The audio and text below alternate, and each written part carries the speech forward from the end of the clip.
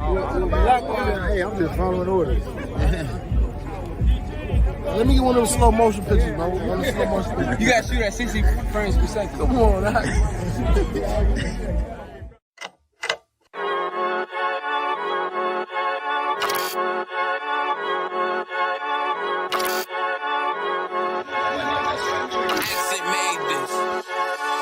They say they wanna hear that raw shit. These niggas claiming that they bullshit. These niggas better move and coach shit. Cause if they make the wrong move and post it. You see me, they like, ooh, keep on stopping. I'm on my way up and they ain't gon' stop it. They say they wanna hear that raw shit. Coming up, I'm about to bullshit. They see me, they like, ooh, keep on stopping. I'm on my body, real niggas right beside me. Damn right, I brought my army, going up like a rocket, and can't nobody stop me. These niggas garbage, so watch your mouth, boy. Coming all black, slithering house, call me mouth, boy. I'm off the hip like a cowboy. I'm a king, you should bow, boy. Shorty like, damn, man, you cut up. Nothing I can handle. 144 in the booth, going Rambo. Niggas do you dirty like a stick in a bando. That's why I play the corner like a bum with a banjo. I'ma lead by example. Ooh, keep on stopping, got this bitch off the hand, got the juice, got the drip, about to hit the bitch with the salt. It ain't rap, it's assault. Can't taste a bitch unless you with the coke. They say they wanna hear that raw shit. These niggas claiming that they bullshit. These niggas better move and coach shit. Cause if they make the wrong move and coach shit. One West, one West, one West, one West, one West. Coming up on my double. I do it how a veteran be. You better than me. I'm Reggie at the edge of the key. It's all money, no honey. Think you settle and see. You locked up, fucked up, and it's back to the streets. It's One West. You can check the residency. I reside with soldiers died on the soles of their feet. Cause it's death before designer. Ain't no coward in me. Cause I'm cold as a bitch's shoulder. You ain't calling a week. Get the cooking on this beat. Hope you like it well done. Got them killers rolling with me and they all red rum, red rum, red rum. Got you fuckers scared some. Get the banging on this beat till my fucking head numb. Black Glock, red drum, black and yellow Air Ones. Homie, you ain't got a vest. I suggest you wear one. Told these niggas we was going up. They was doing a lot of talking. Now these niggas ain't saying shit. Feeling like a legend in this shit. Lil nigga, I'm past veteran. Never feeling third. Lil nigga, I'm past second. Guns, I gotta have them all like Ash Ketchum. Shotty break a nigga ribs up like his wife left him. We all stepping. Kill you with kindness cause I'm dead nice. That 5'7" put you 6 feet, not talking height. That judge giving out 5 but you doing life. These hands are rude GPS. A mean right. That's mean right. We build different, you know the vibes. And we something authentic, we notarized. I keep a 144 because I know a cod. Noah's Ark, you know I'm with animals when we flowing by. We back again, no cap, when I'm with Cap again. Yeah, they say they want smoke until we matching them. Everything righteous, so you know when we get back at them, you get hit up with a K, but no acronym.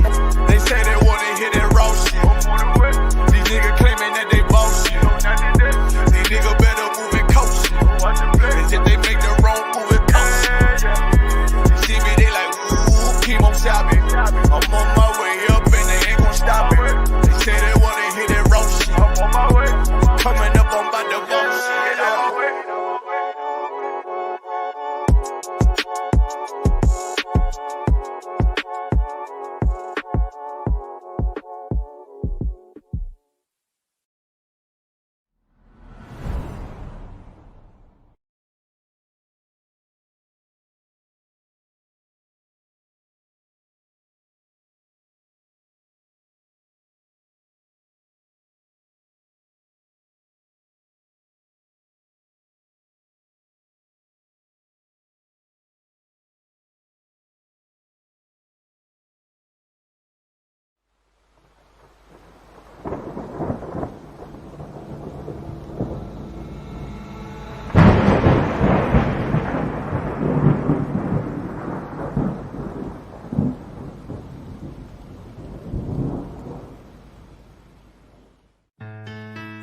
Till they bury me.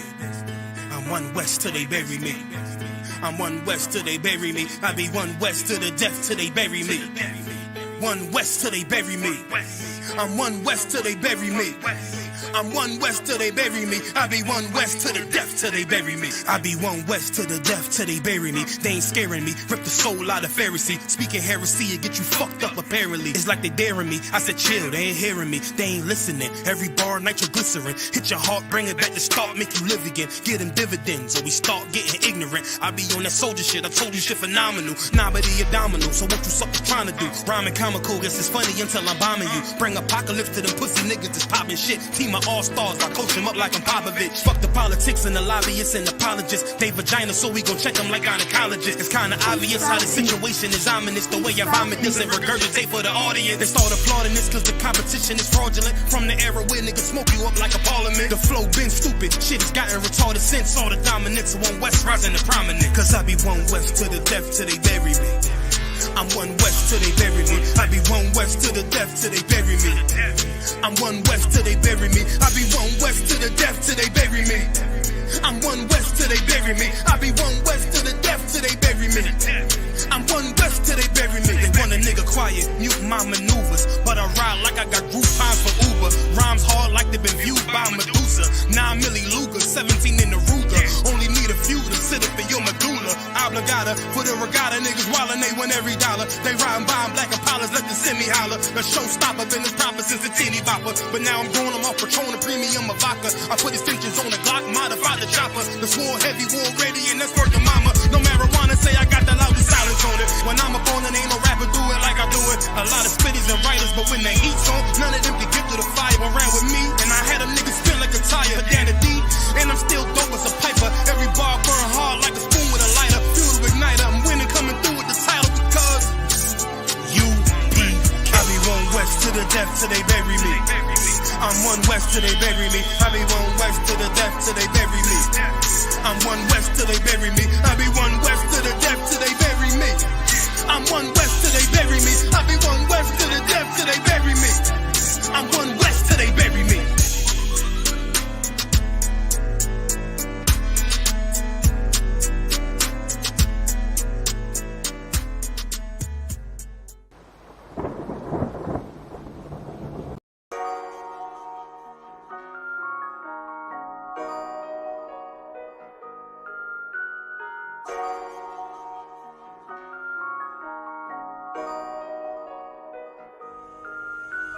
Warrior with the hands, that's what I'm all about. Hunger in my eyes, vengeance in my mouth.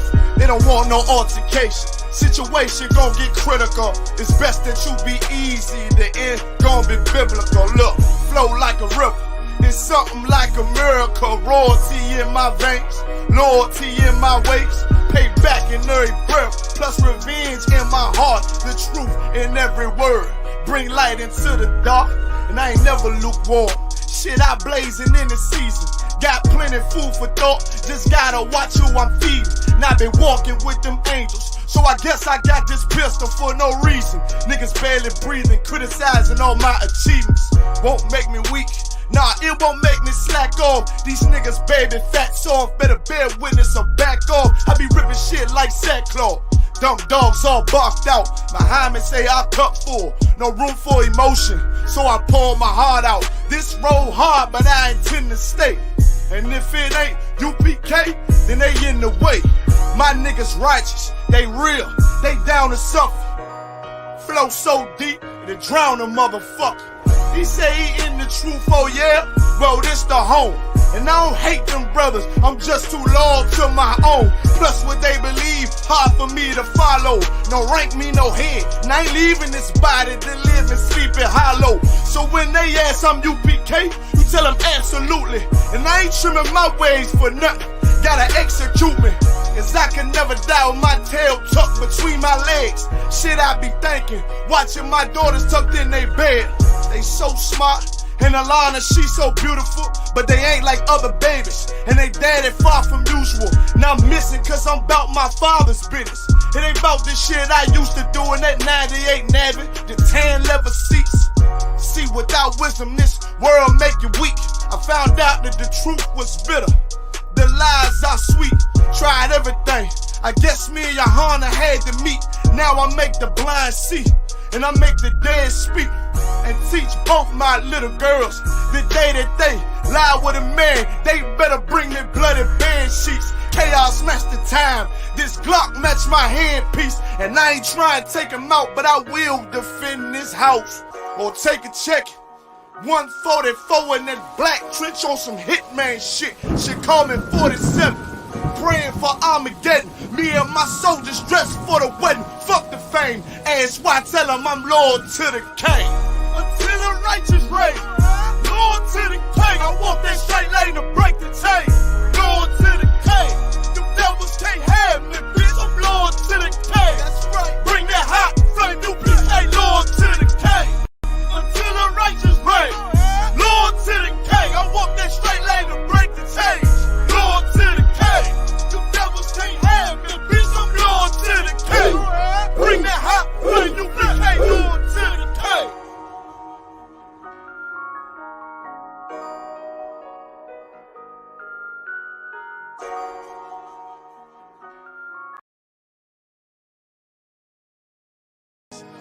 Any man give his life for Yahweh Shai, Mashiach, and Christ, and fall up under that UPK banner, is my brother and my blood, and I will die and kill for him if necessary. Go to ground, go to ground, go to ground, go to ground, go to ground, go to ground, go to ground, go to ground, go to ground, go to ground. It's all about that warfare, boy. Give ground, give ground, back up, give ground, give ground, back up, give ground, give ground. It's all about that warfare, boy. Take ground, take ground, take ground, take ground, take ground, take ground, take ground, take ground. My soldiers take ground till them stand down. Take ground, take ground, take ground, take ground, take ground, take ground, take ground. My soldiers take ground till them stand down. Take ground, take ground, take ground.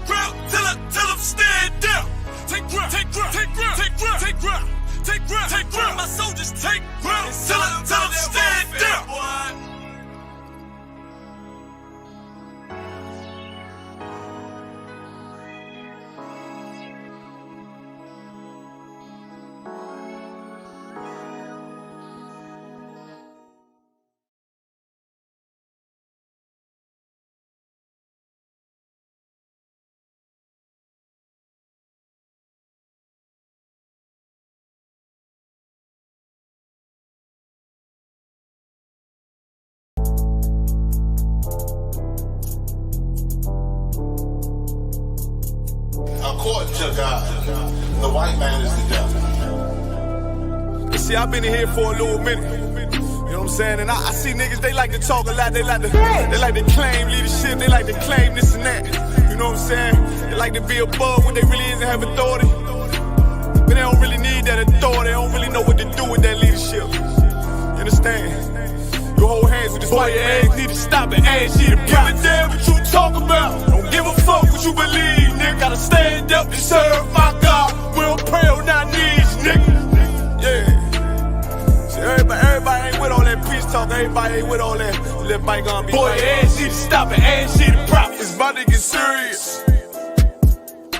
When they hit us with dope and kill us with crack, where the fuck with your leaders? I'm curious.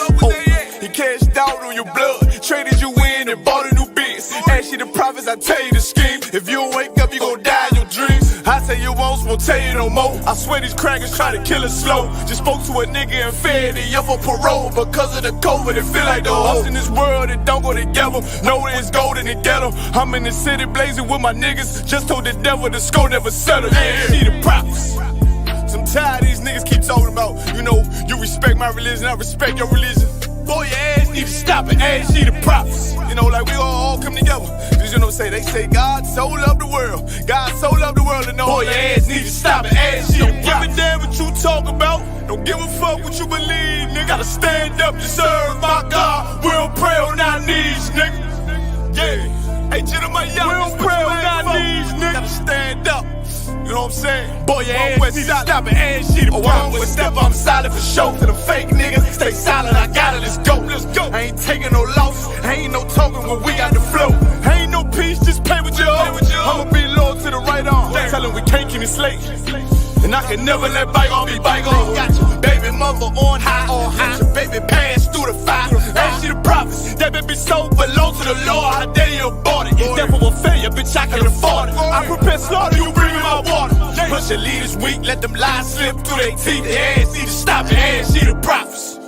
That's just the reality, Christians. I'm sorry to hurt your feelings. I know your pastor lied to you every Sunday for 30 years, but that's what the church is for, lying. That's why they exist, to lie the money out of your pockets. Boy, your ass need to stop and ask you to give a damn what you talk about. Don't give a fuck what you believe, nigga. Gotta stand up to serve my God. We don't pray on our knees, nigga. We don't pray on our knees, nigga. Gotta stand up to serve my God. We don't pray on our knees, nigga.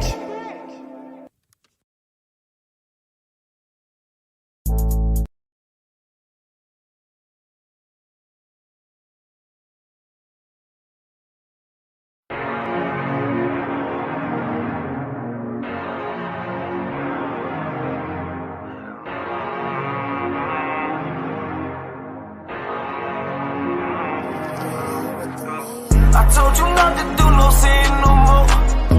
I guess they acting like they hear me. 90 days I let a fiend fall.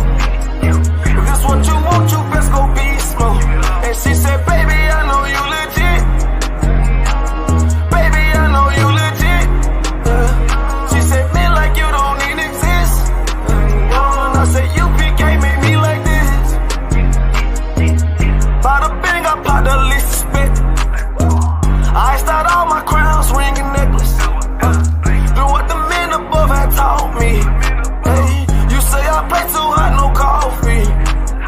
I had to change my life like this. I'm taking life for what it is. Quit acting blind, you need some lenses. Abiding by the damn scriptures. I told you not to do no sin no more. I guess they acting like they hear me. 90 days I let a fiend fall. If this what you want, you best go beast mode. And she said, baby, I know you legit. Baby, I know you legit. She said, man, like you don't even exist. And I said, U.P.K made me like this. I've been up, I've been up, I've been up, I've been up. I've been up, I've been up, I've been up, I've been up. Quit the fuss, show me love, show me love. I need love, don't wanna leave me. I'm mixing up my damn problems. I'm mixing out all of that violence. If you with me, we on that fly.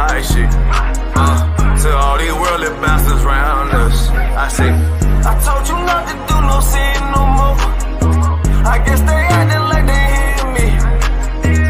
90 days I let a fiend for. If this what you want, you best go be slow. And she said, baby, I know you legit. Baby, I know you legit. She said, me like you don't even exist. And I said, U.P.K made me like this.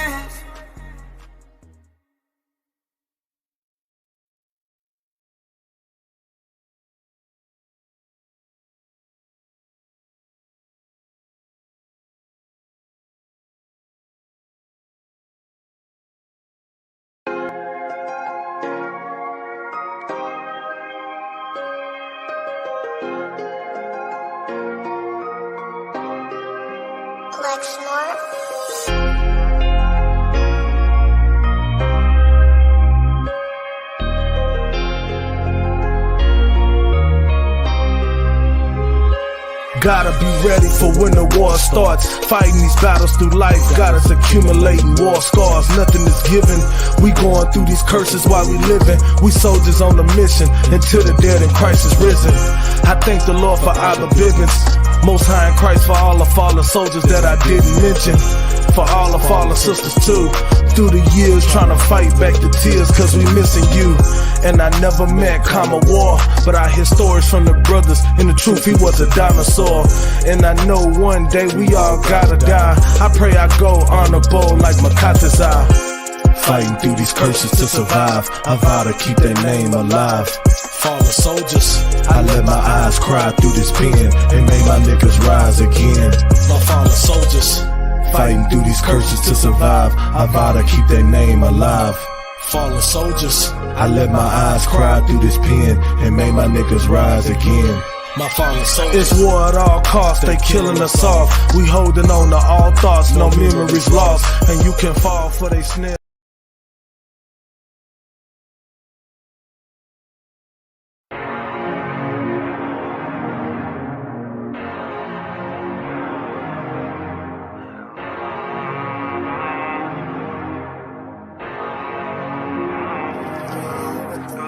I told you not to do no sin no more. I guess they acting like they hear me. 90 days I let a fiend for. If this what you want, you best go be slow. And she said, baby, I know you legit. Baby, I know you legit. She said, me like you don't even exist. And I said, U.P.K made me like this. Bada bing, I pop the least suspect. I start all my crowns, ring and necklace. Do what the men above had taught me. Hey, you say I play too hot, no coffee. I had to change my life like this, yeah. I'm taking life for what it is, yeah. Quit acting blind, you need some lenses. Abiding by the damn scriptures, hey. I told you not to do no sin no more. I guess they acting like they hear me. 90 days I let a fiend for. If this what you want, you best go be slow. And she said, baby, I know you legit. Baby, I know you legit. She said, me like you don't even exist. And I said, U.P.K made me like this. I've been up, I've been up, I've been up, I've been up. I've been up, I've been up, I've been up, I've been up. Quit the fuss, show me love, show me love. I need love, don't wanna leave me, yeah. I'm mixing up my damn problems. I'm mixing out all of that violence. If you with me, we on that fly shit. To all these worldly bastards round us, I say, I told you not to do no sin no more. I guess they acting like they hear me. 90 days I let a fiend for.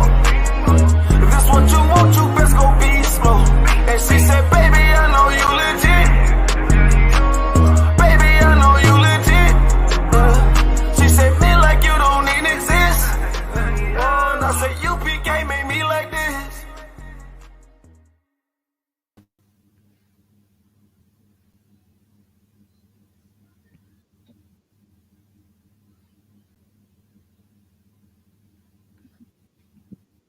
Shalom. We're on the end. Another powerful episode of On the Ends.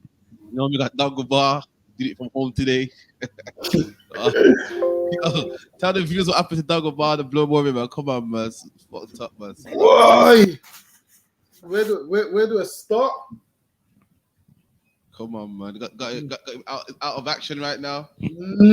On the ends, live from the couch, man. So lucky, you know, shit happens sometimes, man. But don't worry, man. You'll be back, man. So I can say that again. I'll give you a week or two. You'll be back, man. You know what I mean? I'll be back. You're tough, right? Don't worry, I'll be back, man. Give me a week or two. I'll be back. So how's it going, anyway, man? So again, first things first, man. We gotta talk about these. We got a powerful show coming up, but first things first, we gotta talk about these Afghans, man.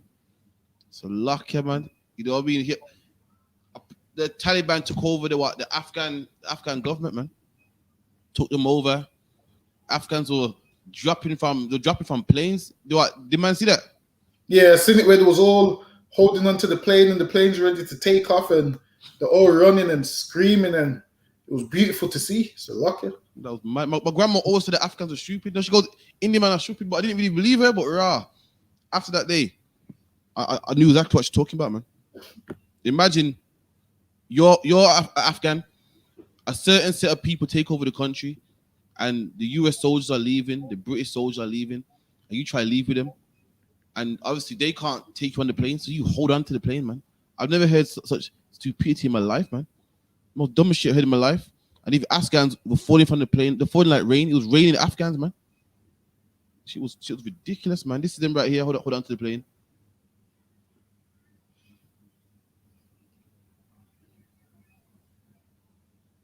Look at that, man. They're dropping from the plane like rain. You think you're gonna hold on to a plane all the way to the US, all the way to England? Lucky, man. I know what to say. I don't know what to say. Just look at that, man. It's raining Afghans, man.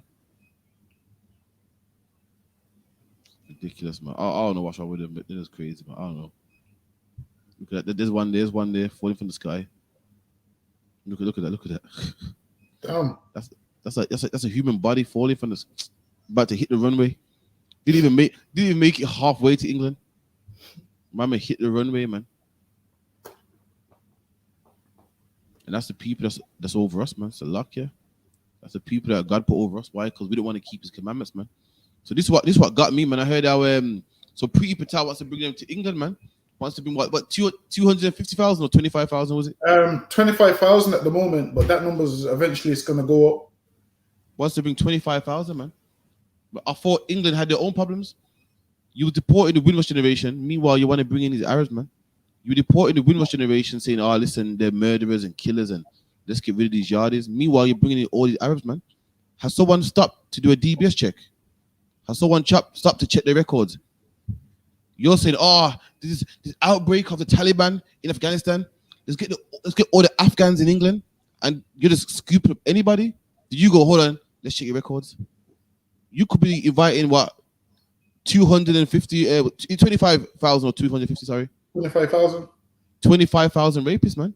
You could have 25,000 thieves. You could have just invited 25,000 murderers, man. You don't even know. But meanwhile in Haiti, black people suffered the earthquake, man. And has anyone offered taking black people? No. Right. But these Afghans, oh God, Sharia law in Afghanistan, and these people are gonna die. The Taliban are so evil and horrible. We gotta look out for them. And you taking 25,000, man? What happened to the budget, man? What happened to there's no homes in England? What happened to there's no money? What happened to the NHS? What happened to Brexit? What happened to all that, man? All of a sudden, you want to allow these Afghans into the country, man. Slug, man. Ridiculous. And with Priti Patel, she's bringing in 25,000 Afghans, but little does she know, in amongst some of those Afghans she's bringing in is going to be the Taliban. She's going to be bringing in some of the Taliban that she's not aware of. So don't be surprised if more bomb attacks happen on planes and trains and in London and in the city centre, because clearly the Taliban are smarter than the British. So what they're going to do is pretend that they're in danger. A few of them is going to pretend that they're in danger, and they're going to come to England and become so-called martyrs, man. They're going to come to England. All they've been trying to do is get their foot in the door, man. And Pretty Patel's allowed them to come through the door. She ain't done no checks to see who they are. She don't know if they're in the Taliban or not. So what you're going to have is people in the Taliban entering the UK under the guise of, oh, we are oppressed. Oh, the Taliban's against us. So they're going to come into England, and then before you know it, trains is going to be being blown up, man. And then there's going to be so much Afghans in the country, you ain't going to be able to know where these attacks is coming from. And this is the problem, man. But Pretty Patel, she doesn't know what she's doing. Them in the office don't know what they're doing. Boris Johnson said it's Britain's duty to, his exact words was, it's Great Britain's duty to allow Afghans to come in because they owe a debt to these they owe it to these Afghanistan people. So I'm thinking, what do you owe to black people? You owe a lot more to black people, man. What have the Afghans ever done for England? These Afghanistans ain't never done nothing for England, man. Whereas with us, we made you rich, man. You enslaved us, and we didn't get reparations, and we was like, okay, that's cool. We let you slide with not giving us reparations. We let you slide with killing us. We let you slide with breaking up our families. And then now, you're still kicking us out of the UK, man. Meanwhile, these Afghans get to do what? Run from their own people. And the thing is this, man, they're not even being oppressed. What the Taliban want is Islamic law. And these people are supposed to be Muslims, man. The thing is this, the reason the Afghans are running from the Taliban is why? Because these Afghanistans want to eat Haribos with gelatine in, man. They want to eat sweets with pork in there. The women want to dress half naked. And the Taliban are saying, yo, you women ain't going to be dressing like that. You women are going to be women and you ain't going to dress that way. But they've been seeing on the internet how women in the Western world dress, and they want a piece of it, man. And the Taliban want to be old school. The Taliban want to cut your hands off if you steal. Now, these so-called Afghans, the reason they're running from that is why? Because they're thieves, man. They don't want their hands cut off. They're thieves. So that's why they're running from it, man. Like, look at this picture right here, man. This ain't no halal Haribos, man. I can't see the halal sign on there. I can't see the halal sign on there. Look at this, man. This little Afghan girl or boy eating Haribos, man, with gelatine in there. Because if you know anything about Muslims, they don't care about gelatine being in their sweets. The only thing they care about is not eating pork directly, but indirectly they will eat pork in the form of jelly, in the form of Haribos, and then their excuse is, I'm not eating pork because it's not a pig, it's in sweets. Listen, man, still eating pork. Go ahead. This is the UK border force giving them sweets, man. The same UK border force that puts us in the detention center. Right. Same one. Remember that show ages ago when the deportation will come and get you. There's a show on there where the deportation got a Jamaican man on his wedding day, man. But the man see the episode. Got a man on his wedding day, man. The same deportation run us down and rough us up. Look how nice he is to the Afghan kid, man. Giving him Haribos, man. And they definitely not halal. Listen, the halal ones you get from Turkey shops, man. Yeah, exactly. You don't get them from the regular shop, man. This little boy don't even know he's eating pork, man. He's going against his God. So like, yeah. Exactly, man. Them definitely ain't halal. The thing is this. Us like asking for reparations. Didn't even get one Haribo, man. But meanwhile, this Afghan kid that ain't done nothing is getting a pack of Haribos, man. Not that we want Haribos, but I'm just letting you know that they don't respect you enough to give you a Haribo, man. Listen, these Afghan kids is getting Haribos. Meanwhile, you was getting what? Chicken feet out the trash, man. That's you was getting cow foot out the trash and cow tongue out the trash. Meanwhile, these kids get Haribos and they're going to get clothes. And listen, man, they're going to come to the UK and they're going to exhaust the economy, man. They're going to exhaust the NHS and everything. What you're going to do is you're going to go to an NHS waiting room and it's going to be full of Afghanistans, man. It's going to be full of them. Go ahead. Can I put you there? Go ahead. Okay. They say that we exhaust the economy. But guess what? We do nothing but build the economy. Let me tell you something. We didn't even come here free. Because I know what people are saying. They're going to say, well, you lot came over here. Britain invited you. There was no jobs in your country and we invited you. So why can't we do the same for somebody else? Listen, Britain invited us, but guess what? Britain didn't bring us over here free. My granddad paid for his own boat ride, man. £70 to get here, man. And £70 is big money now. How is it everyone is able to come and exhaust the economy, but we can't? We had to pay our own boat ride here. Then we had to work. Then we had to pay a crazy landlord X amount of pounds for a room. Meanwhile, they're gonna get a free room, a free house, sorry, a free flat no one's ever lived in. That's exhausting the economy. The only thing bad we brought to England was probably a bit of loud music, man. But we work for ours, man. Even how we got here, we didn't get here on no free flight, man, no free charter flight.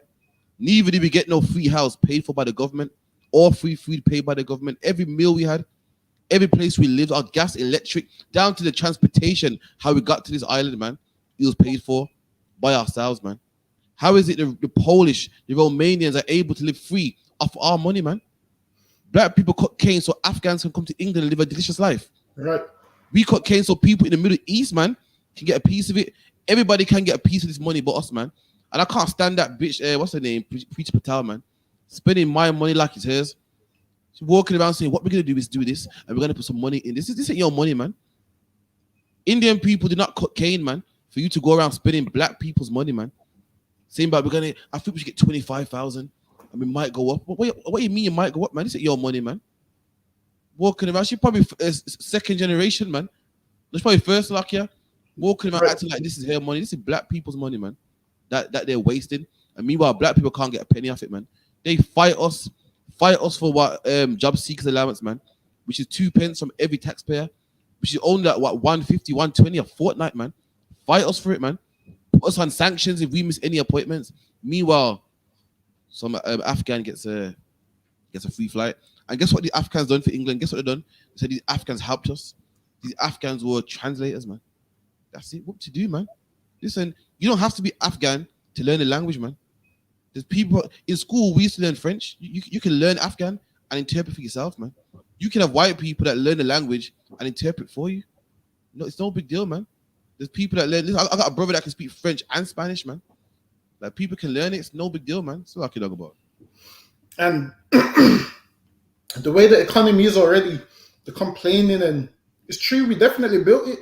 Because when you look at Enoch Powell, what he done is, at the time he was like doing Peter Patel's job. I believe he was doing Matt Hancock's job. So at the time he needed nurses. So then he said, "Oh, this is where everyone gets the myth that Enoch Powell invited black people over." Really, he just wanted to bring nurses over because he had no nurses in the UK. So what he done is he brought nurses from the Caribbean over to the UK, and then I'm sure 1967 or 3 years after he brought them over to the UK, he made his famous speech, man. His famous speech was the Rivers of Blood speech. And then in that speech, he said, in a certain amount of years from now, Britain's no longer going to be British. And he regretted letting them nurses come over here. And what he done is, he done his very speech in Birmingham, man. His speech was in Birmingham, where he said, see if you can pull his speech on the internet. The Rivers of Blood spoke to a man or something like that. And he said, about immigrants, about the bloodshed, and about the rivers of blood. And the rivers of blood was meant to imply the black people killing in the UK. And there was upset saying that people in the UK, saying that black people's come to the UK and they brought their disgusting ways with them. So that's what it was saying. So he allowed nurses to come over because he had no nurses. Once the nurses came over, between 3 and 6 years later, he done that speech. And then did you know in that speech that he done, Enoch Powell got a round of applause. Did you know Enoch Powell went to church on the Sunday and got a standing ovation, which means Christians don't even love everybody like they claim, man. The Christians in that church gave him a standing ovation, meaning they agreed with Enoch Powell's speech, man. We're going to see if we can pull the speech for you right now, just so you think we're not lying. It's called The Rivers of Blood. And he made this speech, I believe it was it in the 60s or something? Maybe the 50s. But he definitely made it in the 50s or 60s. Let me see if it's clearly visible. Can you see it from your side? Was that a bit too... It's kind of small. You know, so... How about now? Yeah, I can see that part. So he goes, in his speech, Powell recounted a conversation with one of his constituents, a middle-aged working man a few weeks earlier, Slovakia. Powell said that the man told him, if I had money to go, I wouldn't stay in this country. I have 3 children, all of them being through grammar school, and 2 of them married now with family. I shan't be satisfied to have seen them all settled overseas. The man finished by saying to Powell, in this country, in 15 or 20 years' time, the black man will have the whip hand over the white man. So no, that's not the right one, but there's a next one where he actually does the speech where he mentions where Enoch Powell actually, hold on, let me see if I can pull it on my side. Give me 1 second. I should be able to, give me 1 second. Let me see if I can pull it. No, swear. In the meantime, look at that, man. You know what I mean? And even these Afghans, give it 10 years, these same Afghans are going to call you nigger, man. Let them get settled. Let them get settled and, you know what I mean, learn a bit about Primark and Sex and the City and what, you know, get used to the football and start speaking English. And, you know, their women find out what makeup is and the men find out what a tracksuit is. Them same one are going to call you niggers, man. Look at the Pakistanis, man. They come to England one time and we used to laugh at them, man. They got their foot through the door. Now guess what? Now they're calling us niggers and black bastards, man. Just like all of them. You know what I mean? And black people have to suffer so everybody else can live good off our money, man. We got to die so everyone else can live good off our money, spend our money, get charter flights. Them charter flights cost money, man. The gas on that plane costs money. The pilot needs to be paid, man. Needs to be paid, Salakia. And guess what? Black money paid him, man. But in the meantime, I'm going to play a video from Preeti Patel, man, what she was saying about them Afghans, man. About what she's going to do and so forth. And guess what? Quasar. Imagine this year. Imagine these Afghans are coming to Brum, man. 5,000 are coming to Brum, man. Like, so lucky they couldn't go Manny or Leeds or something, man. Why they got to come here, man? Dagobah. Why they got to come here, man? And so lucky, if I could, no, we all know they're coming right to the ghetto, man. We all know they're coming right to the ghetto. So like I said that again, sorry. We all know they're coming right to the ghetto, man. We all know. I don't even know. They could do. Aston. They could do, but the way the government loves them, they might even get a brand new house somewhere nice, man. Wouldn't surprise me. The way it's going on nowadays, they might get a brand new, fresh house in the suburbs, man. Because the way they're kissing their ass, who'd even know, man? It wouldn't surprise me.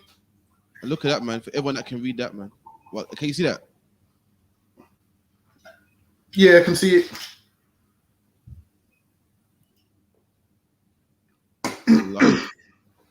Man, I can see it, but it says, we'll make Afghan refugees pledge from Birmingham City Council. And they're saying that they're going to make, they say that in Birmingham City, Afghans are welcome here, man. Look at that, man. So now, not only are they coming to Brum, now, in the city where we live, we don't even know who we're amongst, man. They just imported 5,000 Afghans in Brum. So now when you're doing the school run, you don't know if you're doing the school run with one of the Taliban.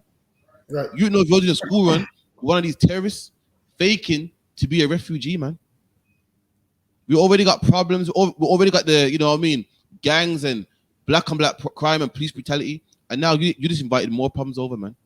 But the people that's willing to fix the country, you want to deport them, man. So luck, yeah. So I'll play a video from Preeti Patel talking about how she's going to spend black people's money, man.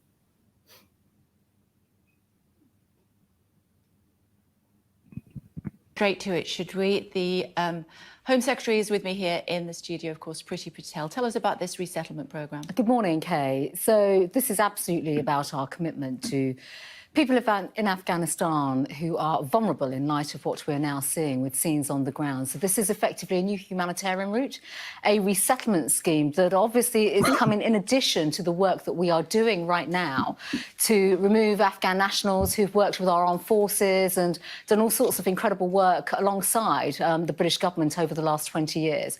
So this route will, in the first year, we are speaking first of all about the first year, will bring approximately 5,000 people from Afghanistan to the United Kingdom.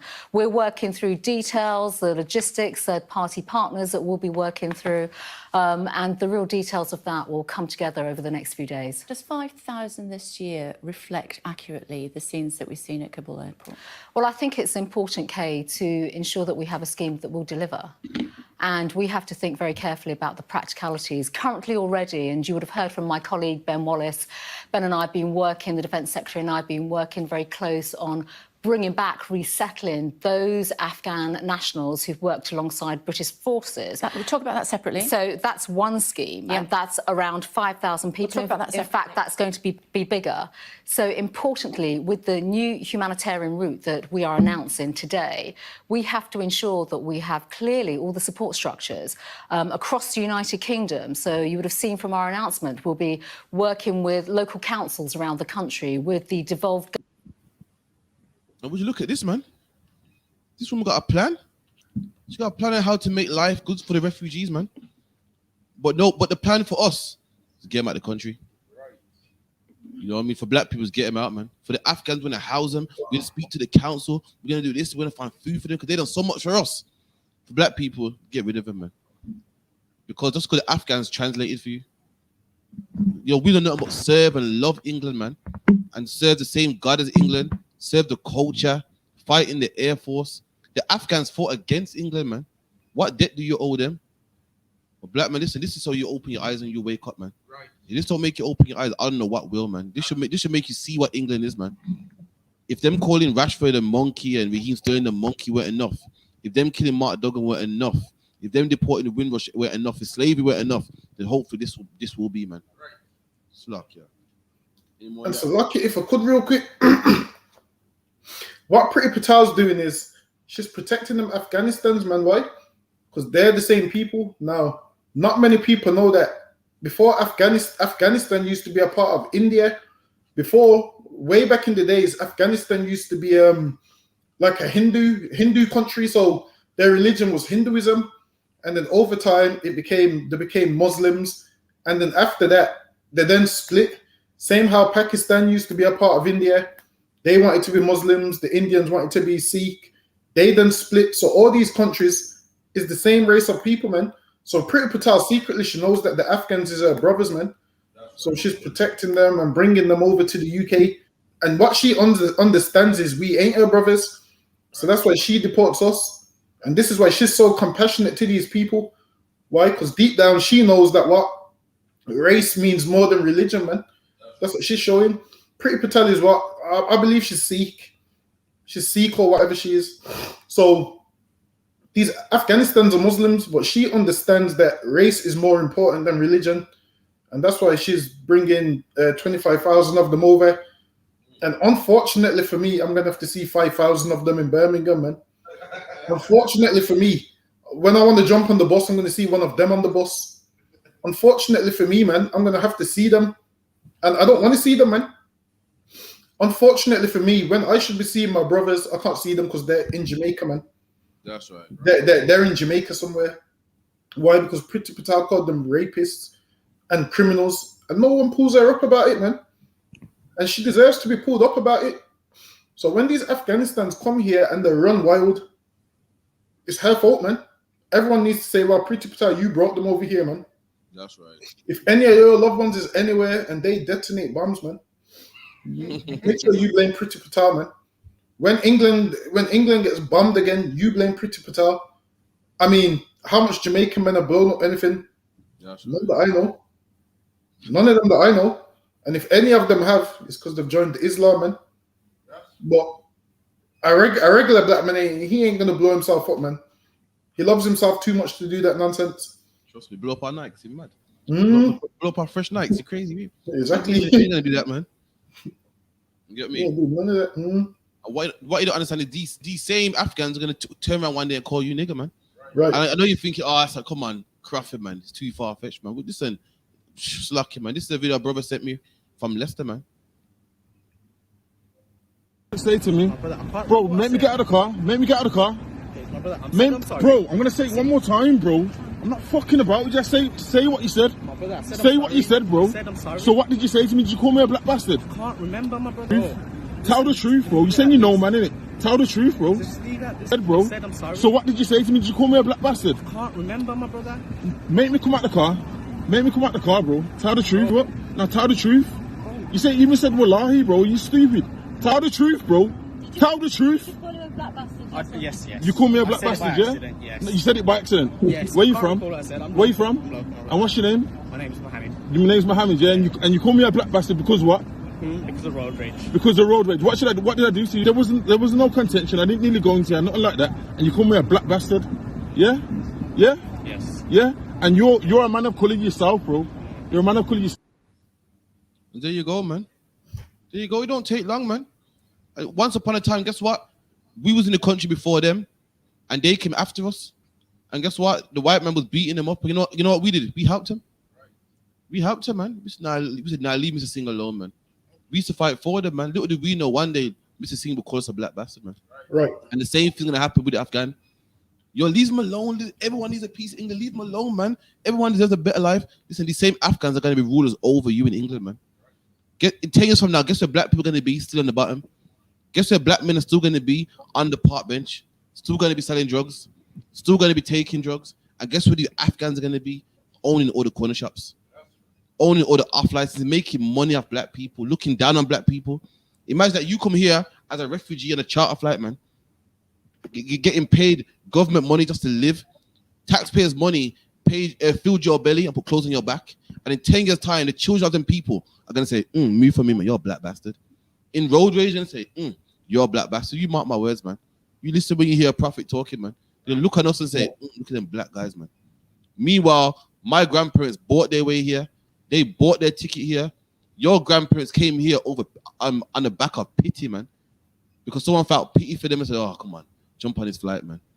And they're going to be lords over us. Look, what's it? Is it Isaiah? Is it the book of give me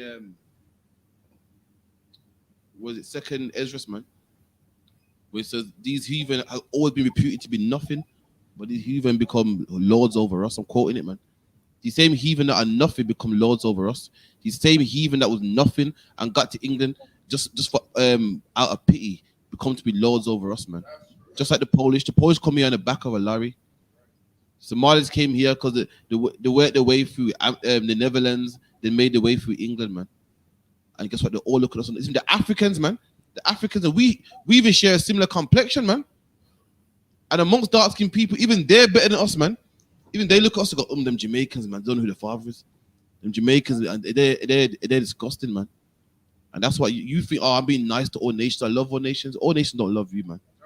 All nations don't love you, man. You hear about the woman, the East Indian woman that called a black man a house nigger, man. Called him a house nigger, man. You know what I mean? There's a famous black man who's is an MP, and she goes to him, how do you feel being labeled as a house negro, man? And that's what happens when you let other nations in. You feel, oh, they're cool, man. They're suffering, let's help them. And they turn around and bite you, man. Read that for me, please, out. Second Ezra chapter 6 and verse 54. And after these, Adam also, whom thou madest Lord of all thy creatures. And the Lord made Adam Lord over all the creatures, man. Adam's in charge over everything. Mike Kanye? Right, yeah. No, sir.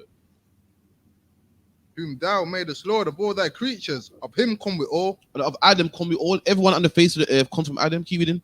And the people also whom thou hast chosen. And the people also who God has chosen, meaning everyone comes from Adam, and the Israelites also. We're the ones who the Lord has chosen. We done? All this have I spoken before thee, O Lord, because thou madest the world for our sake. And the Most High made the world for our sakes, man. It don't seem like it. It don't seem like it. It seems like the Lord made the world for the Arabs' sake, man. The way they get all the good treatment, the way the Polish get all the good treatment, the way the East Indians get all the good treatment. We don't get nothing. We can't get the money that we work for, man. Right. The money that we work for and put in the economy, they won't give us. They'll give us a piece of it and call it JSA. If you prove that you're looking for jobs, if you don't, you come late to your appointment, we're gonna take it away, man. Right. Keep it in. As for the other people, and as for the other people, the other nations, we done.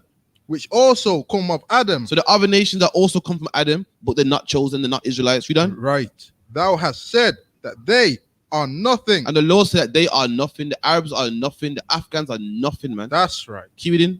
But be like unto spittle. But be like spittle, man. You know you're talking and a piece of spit flies out your mouth. That's what the Lord said they are, man. Right. They're nothing significant, man. They're nothing big, man. Keep it in. And as likened the abundance of them. And likened the abundance of them means you get all the Arabs together. I guess the Lord sees them as a drop of a bucket, man. Right. Not one and two of them. The abundance of them, the bulk of them, the whole country, the whole island. If they all came together, the Lord still like, nah, they ain't shit to me, man. Right. Keep it in. Unto a drop that falleth from a vessel. And the Lord compares the bulk of them to a drop that falleth out of a vessel, man. If a drop falling from a bucket of water, you're not gonna go back and refill it, man. You're like, nah, no big deal. I only lost a drop. Keep it in. And now, oh Lord. But now, oh Lord, Isaiah's saying, but now, Lord, you wrote in the Bible, in the book of Isaiah, that these people are like a drop of a bucket, man.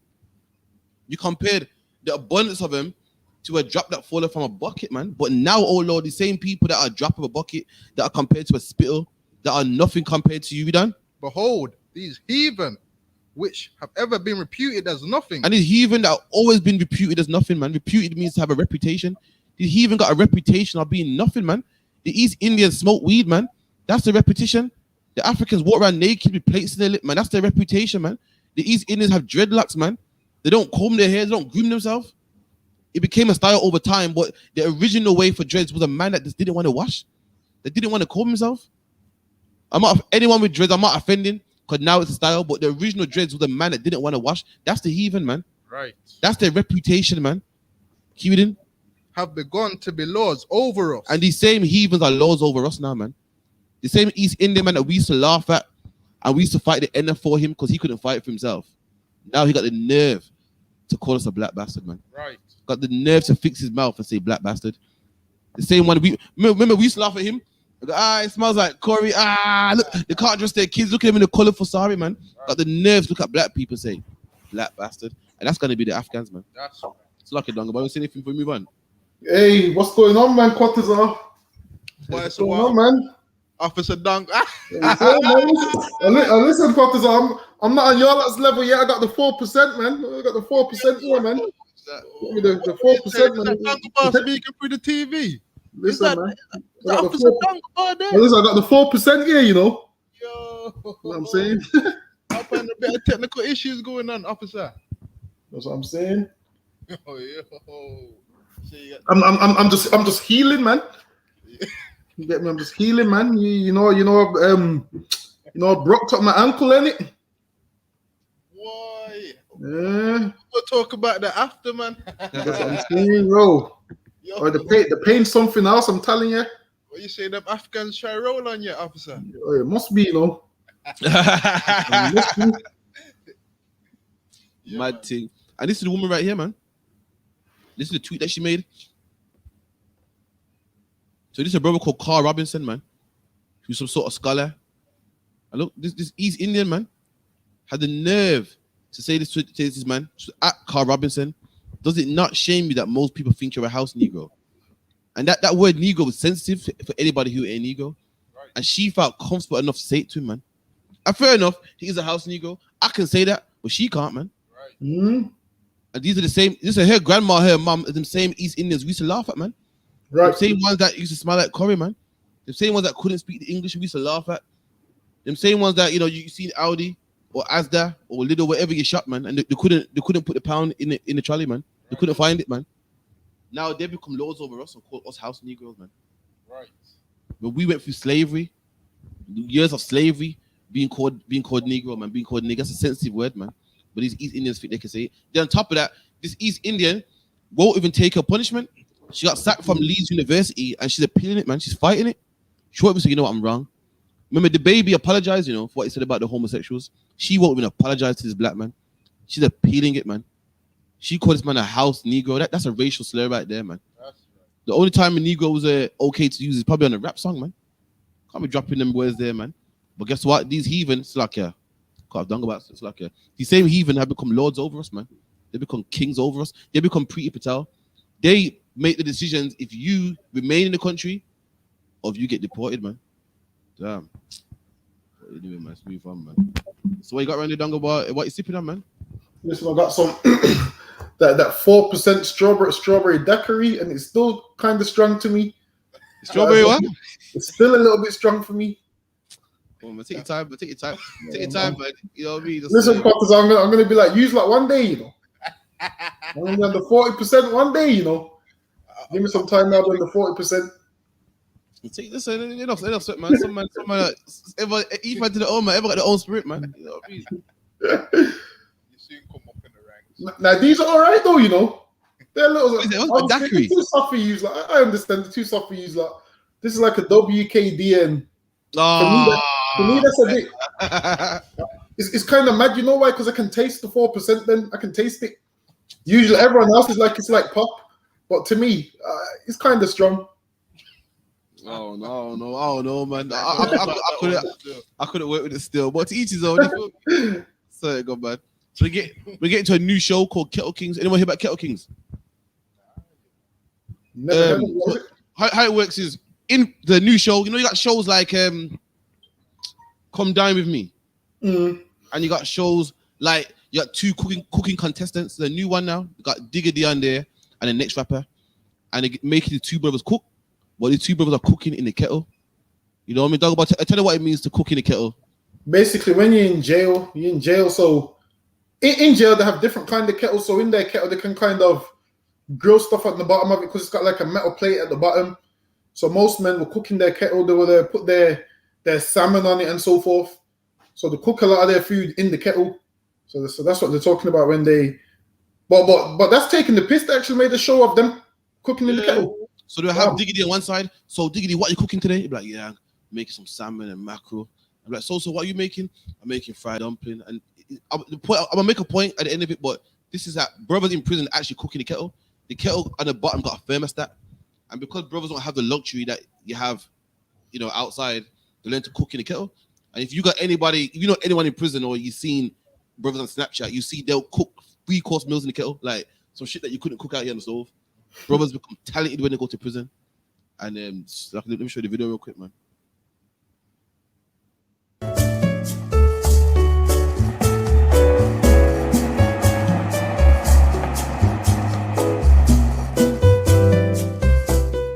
Obviously, it's your boy Ade. We've got Billy Villains over here. We've got Diggity over here. We're going to see who can whip it up. He's the real Kettle Kings. It's the MITP special edition. So let's just see what's going on. Digger, so we got over here? Pepper, onion, pasta penne, noodles, oil, ketchup, barbecue, hot pepper, paprika, golden syrup, black pepper. What's that? All-purpose and mackerel. All right, so we're gonna make all of this in these two kettles. Techers. We're gonna see what's going on over here. B, what have we got? Well, canteen just landed. I'm about to make the mad thing. Okay. Feel me? Got some plain flour. That's for the dumplings. Oh, dumpling. Feel me? We're gonna keep it simple with pasta. Okay. Because the dumplings gonna take up some time. Okay. And we're gonna barbecue a mackerel. Barbecue a mackerel. Yeah. Barbecue mackerel. Mean one. Barbecue sauce mackerel because it's not actually barbecued. You know what it is? Okay. See the barbecue sauce? Yeah. This is just for show. Show. Really, man's got the seasoning that's gonna flavour the joints. Okay. Yeah. Lads, you got 25 minutes each. Let's really see who's the Kettle King out here. Let's really see what's going on. First thing we're gonna do, yeah? This is very techie. What's going on? I'm gonna get the pasta going. Pasta. So that's done. Out the way. Out the way. So that's the main thing that you do, so. You know what it is? The pasta's not too messy. Okay. So you're doing this all in yourself? If I went on the boat, yeah. Okay, because man can't start. Boat? What's boat? What's boat, bro? The boat's when the man them chipping to say that raw, man will say raw. You put in 2 mackerels. You know Digger like the boat. Yeah. You put in 2 mackerels, Okay. I put in 2 mackerels. Yeah. You feel me? And Okay. then 1 cook. Okay. Oh, 1 cook will do the whole. And they will take out of everyone's. You see, if you put a mackerel and put it out, I'm taking a bit out of everyone's because I'm the cook. Okay. I don't have to. All right. So really and truly, the cook's nice then. Yeah. No, the cook's nice. Digger, what we got over here? You're cutting the onions fine, I can see. Raw. Yeah, me dog. You cutting the onions first. What we making, Digger? Digger, what you making? Mackerel and pasta, innit? And Mackerel and two dumpling, innit? When did you start cooking? Like, when did you start? Did you just go jail and straight away know what to do, or? Look at that, man. And you know what? It's damn near sad to watch. You know, the brothers are talented, man. When brothers go to prison, they're talented. The stories you hear, you learn how brothers learn to charge phones by taking the back of the TV off and, you know, twisting certain wires together. But it's a shame, man. It's a shame that our brothers even know this because they got to go to prison. It's a shame that we got to even learn this. We shouldn't be in prison. But because we're under the curse of God, because we don't want to follow his commandments, we end up in prison, man, and we have to even know this. These are the things we shouldn't even know. We're forced to learn things like, raw, you know, if you put dumpling in the kettle, you can cook. If you put fish in the kettle, you can cook. We shouldn't even know these things, man. And that's what the Bible says, where it says we have known what? The knowledge of good and evil. We weren't supposed to know that knowledge. The knowledge of good, we're supposed to know just to serve the Most High, that's it. But we know the knowledge of good and evil. We know what will happen if God blesses you and if God punishes you? When we weren't supposed to know the second part, man, just the good part. And these brothers here know the knowledge of good and evil. They damn near know the evil part, man. They definitely know the evil part. They know about cooking it in the kettle, man. When this show, if we follow the laws, statutes, and commandments of God, this show couldn't even exist. The brothers are asking questions. So, yo, how do you learn this, man? Do you just boom, go into Bang Up and learn it?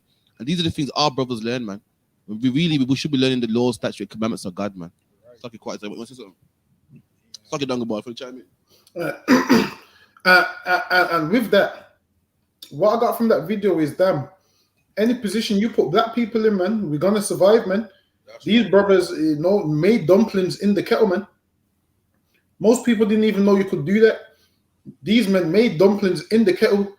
I don't know if they made them. I don't know if they kept boiling the kettle with water into boil the dumpling. I don't know if they done it that way, if they boiled it or fried it. But listen, man, they found a way to survive, man.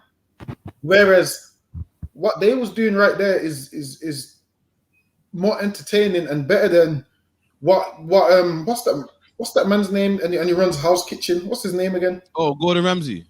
Listen, man, what they done right there is better than Gordon Ramsay shows. Right. Gordon Ramsay shows is, as lucky someone said, there's no sound. Slucky, baby, 1 second.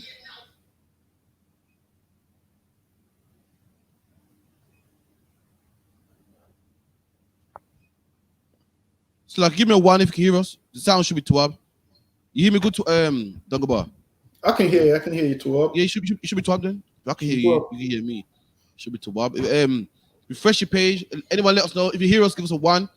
If you can't hear us, give us a 2. Give us a 1 if you can hear us.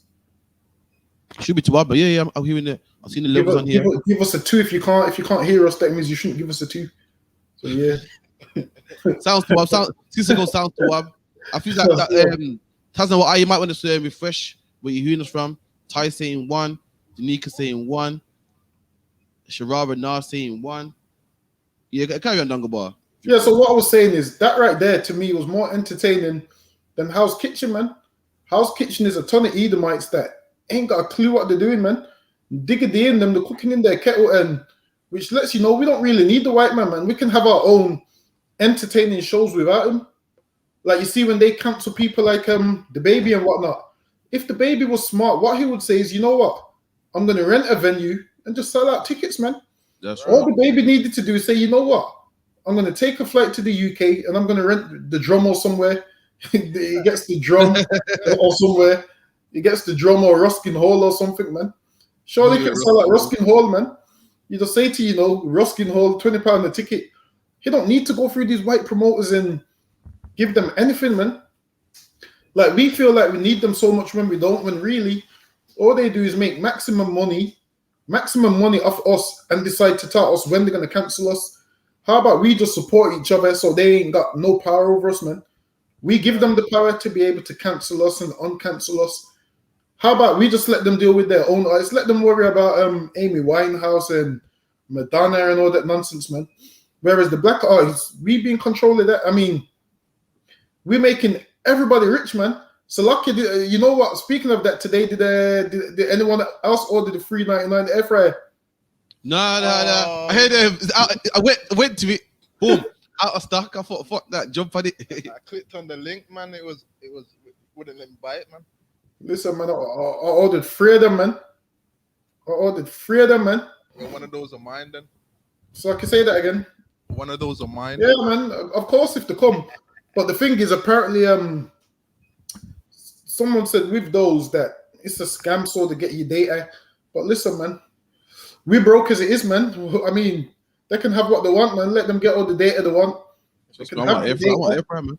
I want the air fryer, man. You can scam all you want. Pass the air fryer, man. Have the bank details, man. Have everything. Yeah, apparently they take your bank details. But listen, who cares? The bank reimburses you anyway. There you go, card.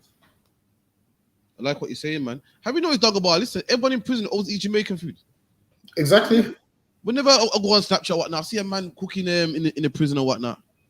I see man always cooking fritters or making some sort of yard fire post. I've never seen a man cooking food in the kettle, man. Ever in my life, man. You know what? Exactly, man. How did they clean the bottom of the kettle when all the seasoning and that get cake up on it. I have no idea, man. I see the man. I think the scour, the scour after. So I see the after man cook a put nice, water in and nice scour. snapper. I see the man cook a snapper, man, in from the bottom of the kettle. Apparently, you put the fish on it and keep hitting the switch, and the thermostat just warms it up. And that I'm thinking, yo, I heard in Jamaica what they do is apparently in Jamaica, this is a fact. Don't quote me, yeah. If you get a bottle of water and put water in it, yeah, and you light the bottle of water, apparently if there's water in there, the bottle won't burn. Apparently, that's what I've heard. In yard prison, that's what they do. And after a while, obviously the lighter will warm up the water, and that's how they make tea in jail, man. That's how skilled black people are, man. It's a shame we even know these things. That's genius. It's a shame we even know these things, man. We shouldn't be in prison knowing these things, man. We shouldn't have to know these things. You know what I mean? But that's what I'm hearing anyway. So like, yeah. And listen, man. So like, if I could, like, this whole jail thing, like, that Kettle Kings kind of glorifies it. Like, yeah, if you go to prison, look what you can do. When really, why don't you just stay at a prison where you can use the frying pan, the grill pan, where you can use the saucepan? That's right. Why do they have to make a show glorifying prison? Whereas on road, man, you can you use the Dutch pot, man. That's the right. Dutch pot and the skillet, and you get me. You can use the small burner. Exactly. Why do they have to? Why do they have to make chicken in prison like that, man? When you can just make it on road, one of them ones where you dip it in the oil and run backwards. Listen, man. Or the fried egg. When you fry an egg and you have to run away from the fire and run the opposite way. Listen, man. You don't have to go. Listen, you can do that on road, man. You don't have to go to jail. That's right. We've been running from the oil for years, man. You see, whenever I'm doing anything with oil, I make sure I'm wearing long sleeves, man, because the oil, that little spit of it burns, man. Like, I'm 31. I'm still making oil splash. No word of a lie. This is missing me. I've been dropping that shit in oil and getting back, man. I don't know how my mum and my ribs do it. They just place it in the oil nicely. No splash, man. I can't do it. For some reason, I'm always getting that splash, man. So luck, yeah. Especially if your hands are wet as well, it makes it worse, man. You get some water in the oil. Ooh. These females be going close to a popping pan and not getting popped by it, man. And it's putting the meat in the oil's popping, and they're putting their hands close to the oil and placing it in there. I think, how you doing that shit, man? One pop, I'm dropping that shit. I'm getting back, man. I cook flinching. That's how I cook. I'm over here tossing and turning the egg and shit. Like, yeah. You got time, you got to throw it and run back. Like, you got to know, like, you got to kind of dodge it. You got to know where the oil's going to come. You see, man, like me, I cook properly. Oh, here we go. You see when I come in here with the chicken, yeah? You guys touch your soul, Listen, what's the last thing you cooked? What's the last thing you cooked? Yeah, well, listen, last thing I cooked some chicken last night, my brother. That's what I'm saying, man. Last night, man, and it was hitting souls, Trust me, man. It remains to be seen. That remains to be seen. Prove all things, man. You got to prove all things, man. Jack Daniel wings. Yeah, the Bible said prove all things, man. Prove all things, man. Trust me. Well, okay, you know what time it is. It's quarter past 10. It's that time. For everyone that don't know, we'll let you know what it is, man. I had to bless my brother up with a new jingle, dog.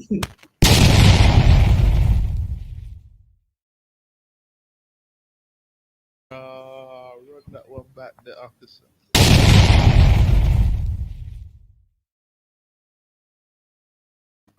Yo, this is the officer Quatazar tuning into On the Ends Radio with the Boysa segment. What you got for me, officer? Yo, I'm hearing these Afghans are mashing up the place, man. What we got there? Nando's, almost 50 Nando's forced to temporarily shut due to peri-peri chicken shortage, man. Why, sir? You know what's going on?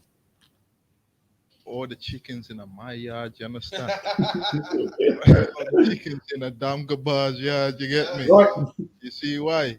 Because when food shortage are gone, yo, the prophets them have to eat, you know what I'm saying? You see, we ain't starving in these food shortages, You know what? I went Asda. They were asking for £5 for 6 bottles of water, fam. What? Yo, the must. Yo, trust me, boy. Run the next one, man. Yo, prophets are gonna eat, That's why you have to join the I.S.U.P.K under Commander General YAHANNA, Because you see, when you're wicked and you're not keeping commandments, you ain't gonna eat in these times of trouble, you know what I mean? Right. Run the next one. Why, sir? Daniel Craig has said his children won't inherit his 160 million fortune. Why, sir? You know what Daniel Craig's gonna have to do with that? Donate it to the ISUPK. That's right. Under commanding General YAHANNA. Yeah. See what you're doing. Yo, that's your neck, boy. Yo, that's your head, you know, fam. Yo, you're gonna be getting whippings for that, you know what I mean? You better just donate that to the I.S.U.P.K. or that rape, robbing, and pillaging that your ancestors did. That's right. Run the next one, officer. Because yo, what does that one say? Bosses at high-rise Sheffield Hotel, where Afghan refugee 5 fell 70 feet to his death, were warned about windows 2 years ago by guests who said, "I was scared my children would fall out." Why, sir? Yo, that picnic must have been looking for curry. Yo, picnic must have been looking. Yo. I don't know wicked, Yo. Good riddance, man. I don't know code. I don't see, you know what I'm saying? Yo, good. I'm happy they didn't fix that 2 years ago.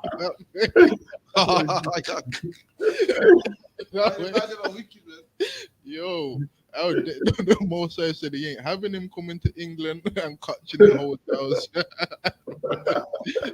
this is the officer Quasar tuning out on the ends radio with the boys.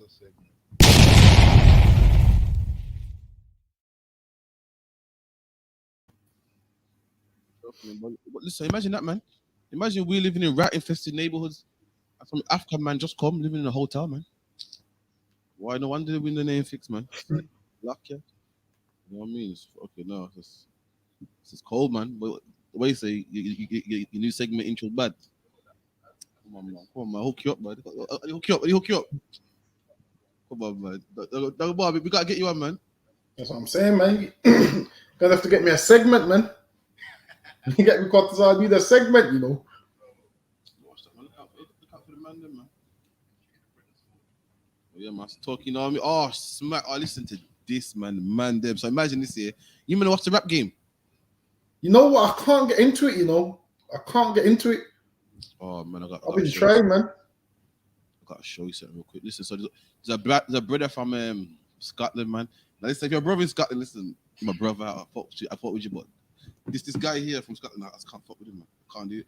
So the challenge this week was, you gotta diss everybody, everyone on the show. You gotta diss them. Get me? And this brother, man, so lucky, don't go he was bars, man. It was awful, man. Conan was bending at him, but so you know what? Let me not say that.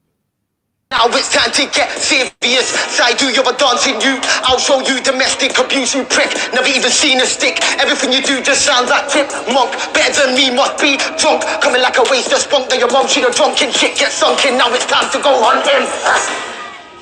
It's edge, you get. You won the last challenge, broski, man. You gotta keep the levels up, man.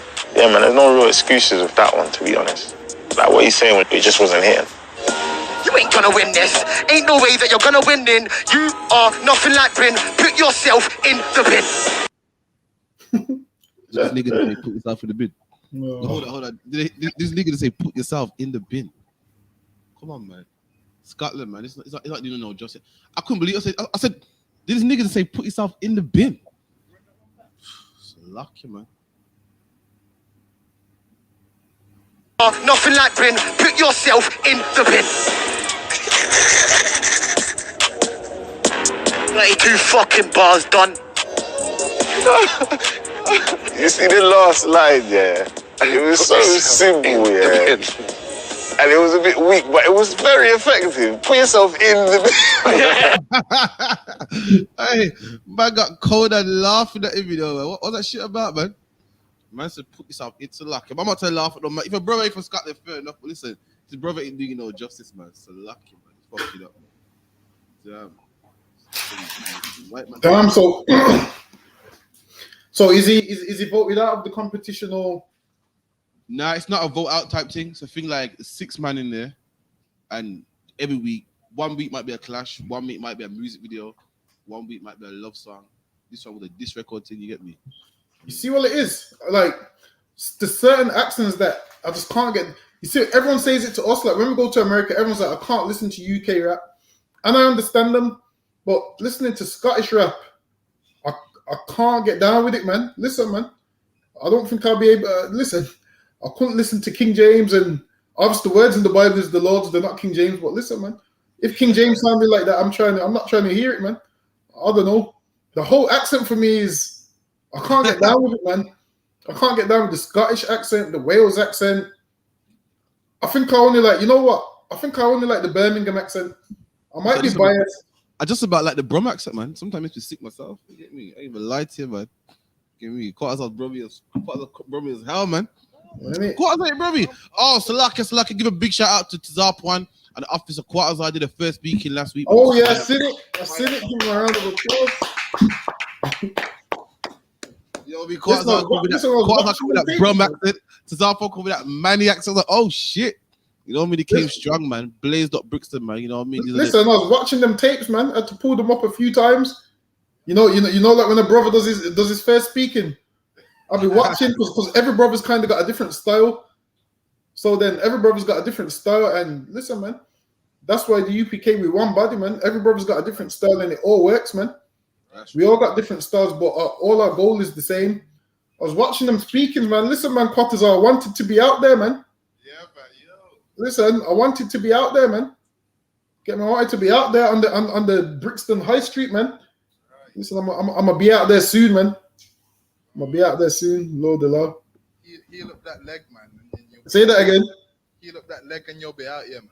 Listen, man, don't worry, man. It's getting better as we speak. You see what it is? No word of a lie, yeah. At the place now, like there was. I don't even know what happened. All I know is my ankle twisted all the way around. But don't worry, I'll be out there. Whoever have to go out there with crutches, a chair, I'll be out there, man. Don't worry, I'm gonna be out there one day. The podium got a ramp, man. Hook you up, man. Watch that. Got the wheelbarrow thing. Don't worry, 4 to 6 weeks I'll be back. 4 to 6 weeks and I'm back. No sweat that, man. No sweat.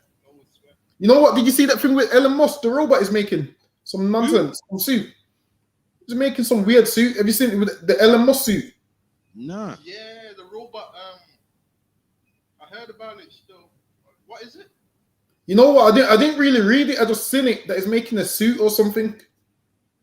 Some kind of robotic suit. I don't know what it's for. If anyone online knows, just phone in and whatever. And let us know what the hell that suit's about, man. Have you seen the flying aeroplane car? The car can fly, you know. Boy. You just trying to trip me out, man. I wouldn't trust that too much. See what it is? I wouldn't trust that until after 10, 15 years then. I ain't going to be the first to drive no flying car. Just about scooters, man. I just about trust a normal car, let alone flying car. I ain't trusting that. Sure. Got a parachute though, man. Yeah, you're gonna need one with that. Or we're gonna be flying out that car like the Afghan youth fell out the window. You get me? The car like the Afghan youth, man. We're gonna have to definitely need the parachute or something. But yeah, all right, go ahead and take a turn. So in Jamaica, everyone knows Jamaica got a thing for homosexuals, man. Jamaica is a strong homophobic country. Strongly against homosexuals. And this what happened in Jamaica recently. So the Jamaica embassy was flying the gay flag, man. Disrespected. Imagine you're the American embassy. Wouldn't you fly the American flag? That's how it usually works. They're flying the rainbow flag, man. And the Jamaicans were happy. So lucky they weren't happy. It was like, nah, man. You know what I mean? Like, so lucky. I went there, man. I blazed Sizzler's tune the loudest, man. You know what I mean? But this is what they were saying by anyway. Pluralism. The phrase in most of the placards broadly refers to the exercise of domination in cultural relationships. In such cases, the values, practices, and meaning of a powerful foreign culture are imposed upon one or more native cultures. And as you might be able to see in the background, the U.S. Embassy continues to fly the LGBT flag, lesbian, gay, bisexual, transgender flag, in breach of the Vienna Convention, Articles 31E, Article 20, and Article 41, right? They are being hostile towards our laws, our culture, and our own democratic system, instead of flying the Jamaican flag for emancipation, they have decided to fly that flag, and that is an insult to our country. Philippa Davies, advocacy officer for the Jamaica Coalition for a Healthy Society, says the flag represents life practices that threatens the Jamaican culture and the teachings of the Bible. She says it also affects the health of the society. You have to understand what that multicolored flag represents. It represents normalizing perverse sexual behaviors and lifestyle choices, behaviors and lifestyles that lead to disease and death. Our Christian duty is to speak the truth in love. Protesters say they've been peacefully protesting that the flag be taken down since the day it was raised, but are shocked it remains on the flagpole up to Emancipendence Week. Efforts to contact the U.S. consulate and a member of the LGBTQ group on Friday proved futile. However, the protesters say they will continue to stand against the flying of the rainbow-colored flag, describing it as a symbol of disrespect on Jamaican soil. Article 20 specifically says the only flag that should fly is their national flag. The LGBT flag is not their national flag. Their own people have not agreed to that at all, okay? And so they're in breach of it. They need to be held accountable. And I challenge anybody from the U.S. Embassy to debate me this on a national stage. Paige Dixon, CVM Live. Look at that, man. Disrespectful. Listen, in the UK, they say you can't disrespect a man's religion. So how is it you're in that man's country disrespecting his country, man? You know that country don't deal with them type of stuff, man. And they're flying that rainbow flag on purpose, man, just to piss us off. Imagine you got the whole world to be gay, man. You can be gay in America, China, but the one place you can't be gay, that's where you want to be gay, man. And that's the oppressor right there. They like to spread the disease everywhere, man. Spread the germs everywhere, man. Telling people to respect people's beliefs and culture. So why don't you respect the Jamaicans, man? The man said that according to the legislation, no flag should fly in the American embassy but the US flag. So why is there LGBT flag flying in the embassy, man? You know why? That's to piss off the Jamaicans who are against homosexuality, man.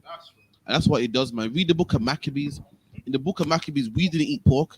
And what did the white man do? Put pork in our temple, man. That's what he likes to do. He finds out something that you're against and likes to put it in your face, man. In slavery, what do? Have sex with your woman and make you watch. In Jamaica, that's against homosexuals. What does he do? Flies a homosexual flag, man. That's how he gets down, man. Anything you don't like, he likes to put it in your face, man. He likes to rub it in your face. And listen, these people it's their country. It's their country. You're on their soil, man. And when you're in someone's house, you show respect, man. That's the thing with this oppressor. He thinks that he don't have to respect nobody. He thinks he can come in your house and take your oil, take your land, take your woman. And something should be done about this, man. It's lucky, man. I don't respect that at all, man. With that, seems like what the white man's doing is to showing us that he runs the world, man. He's showing us that no matter what you think is your home, ain't really your home, man. Because he can go there and put his flag there, and then you have to protest for him to take it down. Whereas he didn't have to protest to put his flag there. He just decided to put it there, further showing you that he runs the world, man. Showing you that he's in charge, and what he wants to put somewhere, he's going to put somewhere. So what they should do, there's no point them even protesting. What they should do is go out and teach their brothers not to be homosexuals, man. That's what right. They should go out is do what? Like in the Bible, Christ told us to do what? Go out there and teach, man. He didn't tell us to go protest and tell them take flags down, this and that.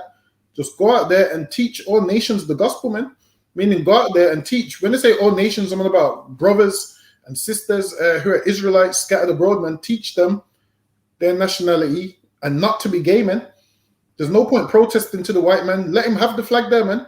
So the angels can look down and see the flag and know, okay, then this is our target. Everyone in there is an LGBT follower, man. Let them do it, man. Let them have their flags. Let them have all their rainbows. But what we will do is we're going to serve the Lord, man. And we're going to teach our children to also, we ain't going to have no rainbow flags in our house. We ain't going to wear no rainbow t-shirts. But the white man, allow him to do it, man. He can do whatever he wants. He can have his flags anywhere he wants. He can put them everywhere. He can put them all over the Caribbean. No matter where he puts them, man, guess what? We still ain't going to be gay, man. He can put them everywhere, but we know we ain't going to be gay. Like the woman said, what the woman said was right, man. Even Christians ain't supposed to be gay. I've realized some Christians are more, like the average Christian today would accept it, But Jamaicans, like, they don't accept it just yet, but give them time. They will accept it. This is why everybody needs to come to the ISUPK, man. If you're not in here, chances are you're going to accept homosexuality very soon. When they start pressuring you to accept it, to take it on, to start teaching your children in school, you're going to accept it. The ISUPK is the only place which is safe from all that corruption, man. Like, this is the only place where we're safe from the LGBT community. You see outside of these doors, the LGBT community is waiting, man.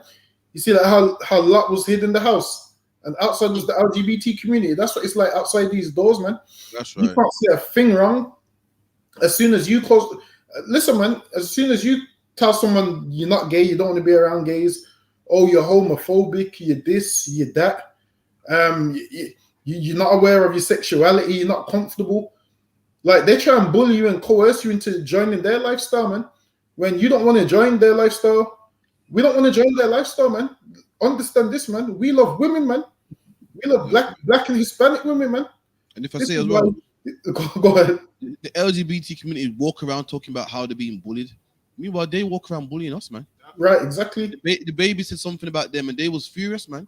Meanwhile, you want to fly your flag in a country that don't like homosexuals, man. You're bullying us. We don't want to see that flag in our country, man. But you want to put it in our face. Right. Meanwhile, when we say something about you, you want to cry. We don't have to accept it, man. You know what I mean? Freedom of speech means what? You're free to be homosexual, and you're free to agree with it, and I'm free not to agree with it, man. That's what freedom of speech means. They don't want you to not. They don't want you not to agree with it. They want you to agree with it. They walk around talking about how hard they've been bullied. Meanwhile, they go around bullying everybody, man. If it's a free country to the point that you can be homosexual, it's a free country to the point that I cannot agree with it, man. But whenever you don't, they want to lock you up. They want to cancel you with their cancel culture. How is it we take a knee and you lot are crying, man? We take a knee, you're booing us, man, for taking a knee. Meanwhile, you fly a flag in our country that we don't agree with, man. When we do something that you don't agree with, you cry about it, you boo. Meanwhile, you do the exact same thing to us, man. The homosexual community, the LGBT community are the biggest bullies, man. It's like, yeah. Like, they bully everyone, man. Like, we love women, man. I mean, they need to accept that, man. They need to accept that we love women, man. And we ain't never going to bend our ways, man. A man and woman is supposed to be together, man. We love women. Like, it seems like they get upset when we say we love women, man. I thought we was allowed to love what we love, man. I mean, the white man calls his dog his best friend, and you ain't got no problem with that, man. You allow him to call his dog his best friend. Well, we want to call black women our best friend, man. That's right. We should have the right to do that, man. Without any LGBT man trying to bully us and threaten us. Listen, we're never going to join your lifestyle, man. Leave us alone, man. Leave us alone. If you want to be gay, you go and be gay, man. Right. You're free to do whatever you want, man. You go and be gay. And then you'll see the fruits of your labor in the end, man. But understand this. We're going to love women. And we're going to have babies, man. That's and right. As far as I'm concerned, being gay can't create babies, man. Right. Maybe I'm wrong. I don't know. Maybe I'm wrong. But according to my knowledge, being gay doesn't create babies, man. That's right. It doesn't create babies. So if we left it up to you, like, guess what? There'd be no more life on earth, man. That's right. And this is why we love women and we creating life, man. Because it's something that the LGBT can't do. You can't create life. Because it was never intended for two sexes to be together. A man is supposed... I can't believe in 2021 we have to explain that a man is supposed to be with a woman. A woman is supposed to be with a man.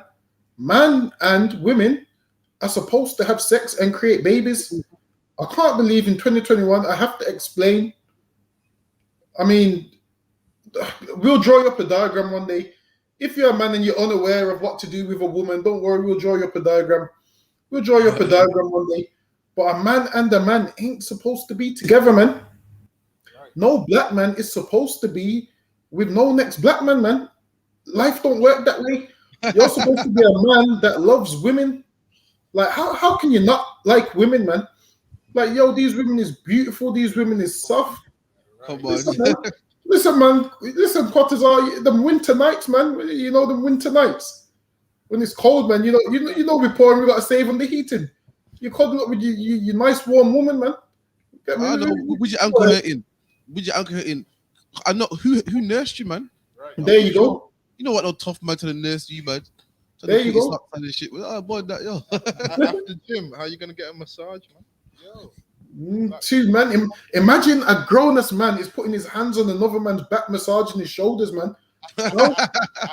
How did we get to this stage in life where two men want to do those things together, man? Listen, man. That's the white man's agenda, man. The Lord never wanted you to be getting massages from a next man. That's right. Listen, man. No man should be bending. It's disgusting. Listen, a man and man shouldn't be together, man. Please understand, a man shouldn't be with a man.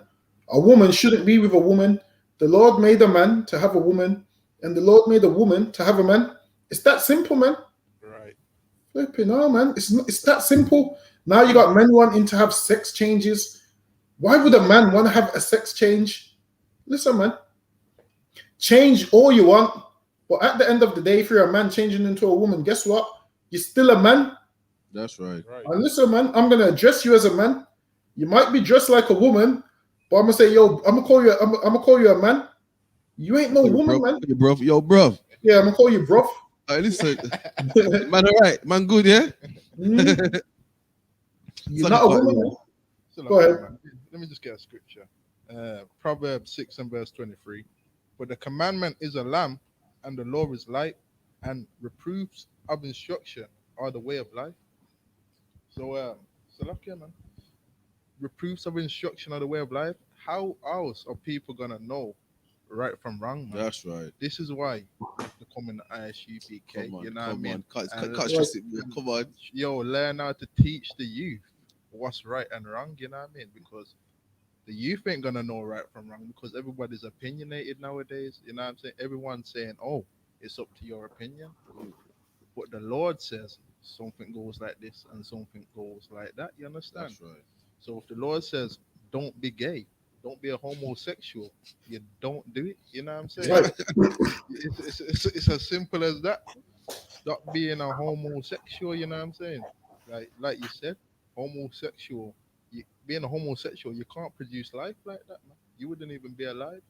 Even common sense says that, man. So your creator says not to do it, and don't do it. Simple as that, man. Reproofs of instruction are the way of life, man. Listen to the Most High God, and come in the I.S.U.P.K. and the commanding. Right. Is it me? But how come it's like nowadays every girl's a lesbian, man? Every girl's a lesbian or even bi, man. What the hell's going on? Every girl. Every girl's a lesbian, man.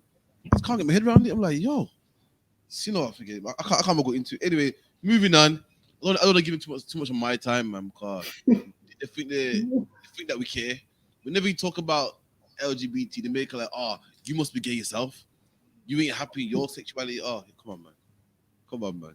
If you ever knew how much kids I have, man, so lucky. You might know I'm straight, so lucky, man. But anyway, gonna go into Chip, man. Chip said something that kind of hit home with me recently on his new what's it called? Kick game. And I thought it was kind of deep, so I'm gonna play it now. You know what I'm saying? 10K? Nah. 10K, nah, cuz. No. You never cop for 10K? Me? Trainers? Explain. Trainers? Alright, cool. I was having a chat with a man the other day, yeah? So you can understand my mentality after being young, gas, live life, rare. And the man said to me, did you know that a Fendi bikini, just the thing and the G-string for the gallon, yeah, is a minimum of like 750, 800 pounds. Did you also know that it's 4 grams of cotton? So from there, yeah, don't ask me about that. That's crazy, bro. You get what I'm saying? Like, I'm from the ends where when you was a youth man and you did your paper round, or you had your little parcel bag with your little 10 drawers in there, if you made a bill, it was an achievement. And the first man that had a rack, he was a serious man. Don't ask me about 10K trainers, cuz. You get what I'm saying? Because, man, I always say, yeah, seeing this music thing, this rap thing, yeah, people lose themselves. Do you know why, fam? Because they stop living life like they only had £100. I'm talking like school days, bro. Like, certain man were in school, like up to year 11, couple K in their rucksack buying everybody lunch. You get what I'm saying? But still, that shows you're coming from an ethnic minority, a council estate, where you're definitely grafting for more than your parents can give you. If that never leaves you, you won't buy trainers for 10K. Whoever does want to spend 10K on trainers, big up you, innit? But I'm not you. Humbly, respectfully, I know that's a new one. And it's true. Listen, talk about, remember them days there? Remember them days where if you got your parents bought your trainers for £100, you was the man. Nowadays, £100 trainers ain't cutting it, man. Nowadays, 500 minimum upwards, man. What happened, man? Man, the kids are on some crazy shit, man. I remember I got my first pair of 110s, man. I was a guy. We had to beg my mum, broke her pockets, man. Get the 110s. I thought I was a shit, man. Nowadays, them 110s ain't nothing compared to what these kids got, man. These Balenciaga runners and this. Yo, man, I'm buying trainers for 10K, man. And that's the world we're living in now, man. But it's a thing like this. What man understand is that, like, we're people coming from what council estates and rats and roaches. So when we get a bit of money, we're losing our mind. So I can't really wrong us. You know, imagine you're a man who had nothing, and now you got some rap contract. You're gonna go crazy. You're gonna get the private jet. Everyone always says, "Oh, how come these rappers floss a lot and show off a lot?" It's because we ain't got nothing. And when you ain't got nothing, sometimes you can't help but be glad that you got something and go crazy. If that makes sense. You know what? I remember, I think I was in like probably year 8, I got my first pair of shocks. Listen, when I got them shocks, I was the tallest nigger in the world that day, I'm telling you. Everybody seen me. You said I got them shocks. Everybody seen me, I'm telling you. I remember the ones with the little blue boins on the bottom.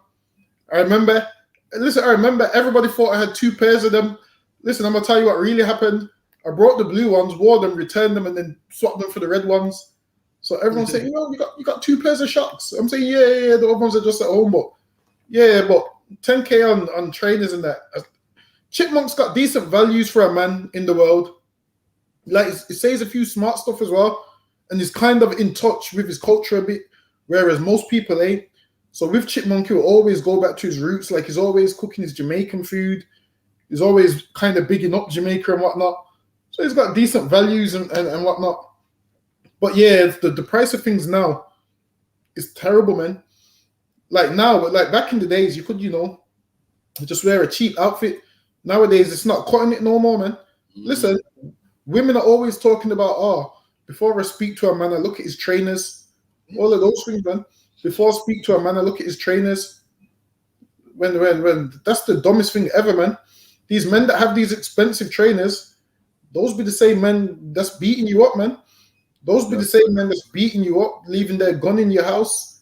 Meanwhile, brothers like me and Patazar ain't got the best trainers. Well, we'll treat you good. Don't put it out there. Yes, you have. Listen, yeah, Patazar ain't got the best trainers. We got 10K trainers. Our trainers ain't brought down, but don't put that out there. You can have us like that. S.H.U.P.K. We go shoes on. Don't put that out there. Don't put that out there. For £5. We don't do that shit. We treat you good in the shoes on shoes, man. You wear shoes on shoes, we treat you good, man. Whereas these men is beating you up with the Dior's, man. Because you chose a man based off what trainers he wears, man. It's the dumbest thing ever. A man that puts some good I look at a man's trainers. That's the dumbest thing ever, man. Listen, man. That's what the Bible says. It says, has our daughters. The Bible says, has thou daughters have a care for their soul, man. I mean, telling the black man, you got a daughter, you care for their soul. Don't let your daughter follow her heart, man. Don't say, I'm gonna let her find love herself. You find a man for her, man. Because you don't, guess what? She's gonna find a man based on his trainers, man. I don't like him. What's wrong with him? He got a job, this is that, is respectful, is in the truth. Yeah, his trainers ain't good, man. She gonna marry a nigga with them 10K trainers, man. The man, listen, you're a man in the world that don't work. You got 10K trainers. What do you? No one even figures to ask him. Well, how do you get them 10K trainers? What do you do for a living? All she concerned about them 10K trainers, man. And listen, men that sell drugs don't happen to be the most respectful guys, man. You can sell drugs to a man. You're not the most respectful guy, man. And that's how they get their head boss, man. It's like a dog about. Listen, man. Ike Turner had good trainers, man. Ike Turner had the best trainers, man. There you go, card. Listen, man. Whitney Houston got them trainers in her head, man. Got them trainers in the back of her head, man. Quite a few times, man. Them good trainers, man. Whereas if she got with a man in the I.S.U.P.K, man, them boots would never go in the back of her head, man. You see them heavy GU boots, we have them steel toe caps. They will never go in her head back, man. Them steel toe caps, man, never go in her head back. But she got with Ike Turner, and them boots went in her head back, man. So just listen, man, choose wisely, man. I'm saying you could, have a shoe imprint in your head, man. a nice Dior imprint in your head. It's up to you. Choose wisely, man. You can have a Fendi imprint in your head, Dior imprint in your head, or you can have an I.S.U.P.K warrior, man, where you're not gonna have no imprint in your head, man. But what do I know? So let me mute my mic. What do I know? Damn right, man. So let's move on, man. Shit. Welcome to the House of Bangles. Album mode. Let's go and show you the house. Open up the pool, fam.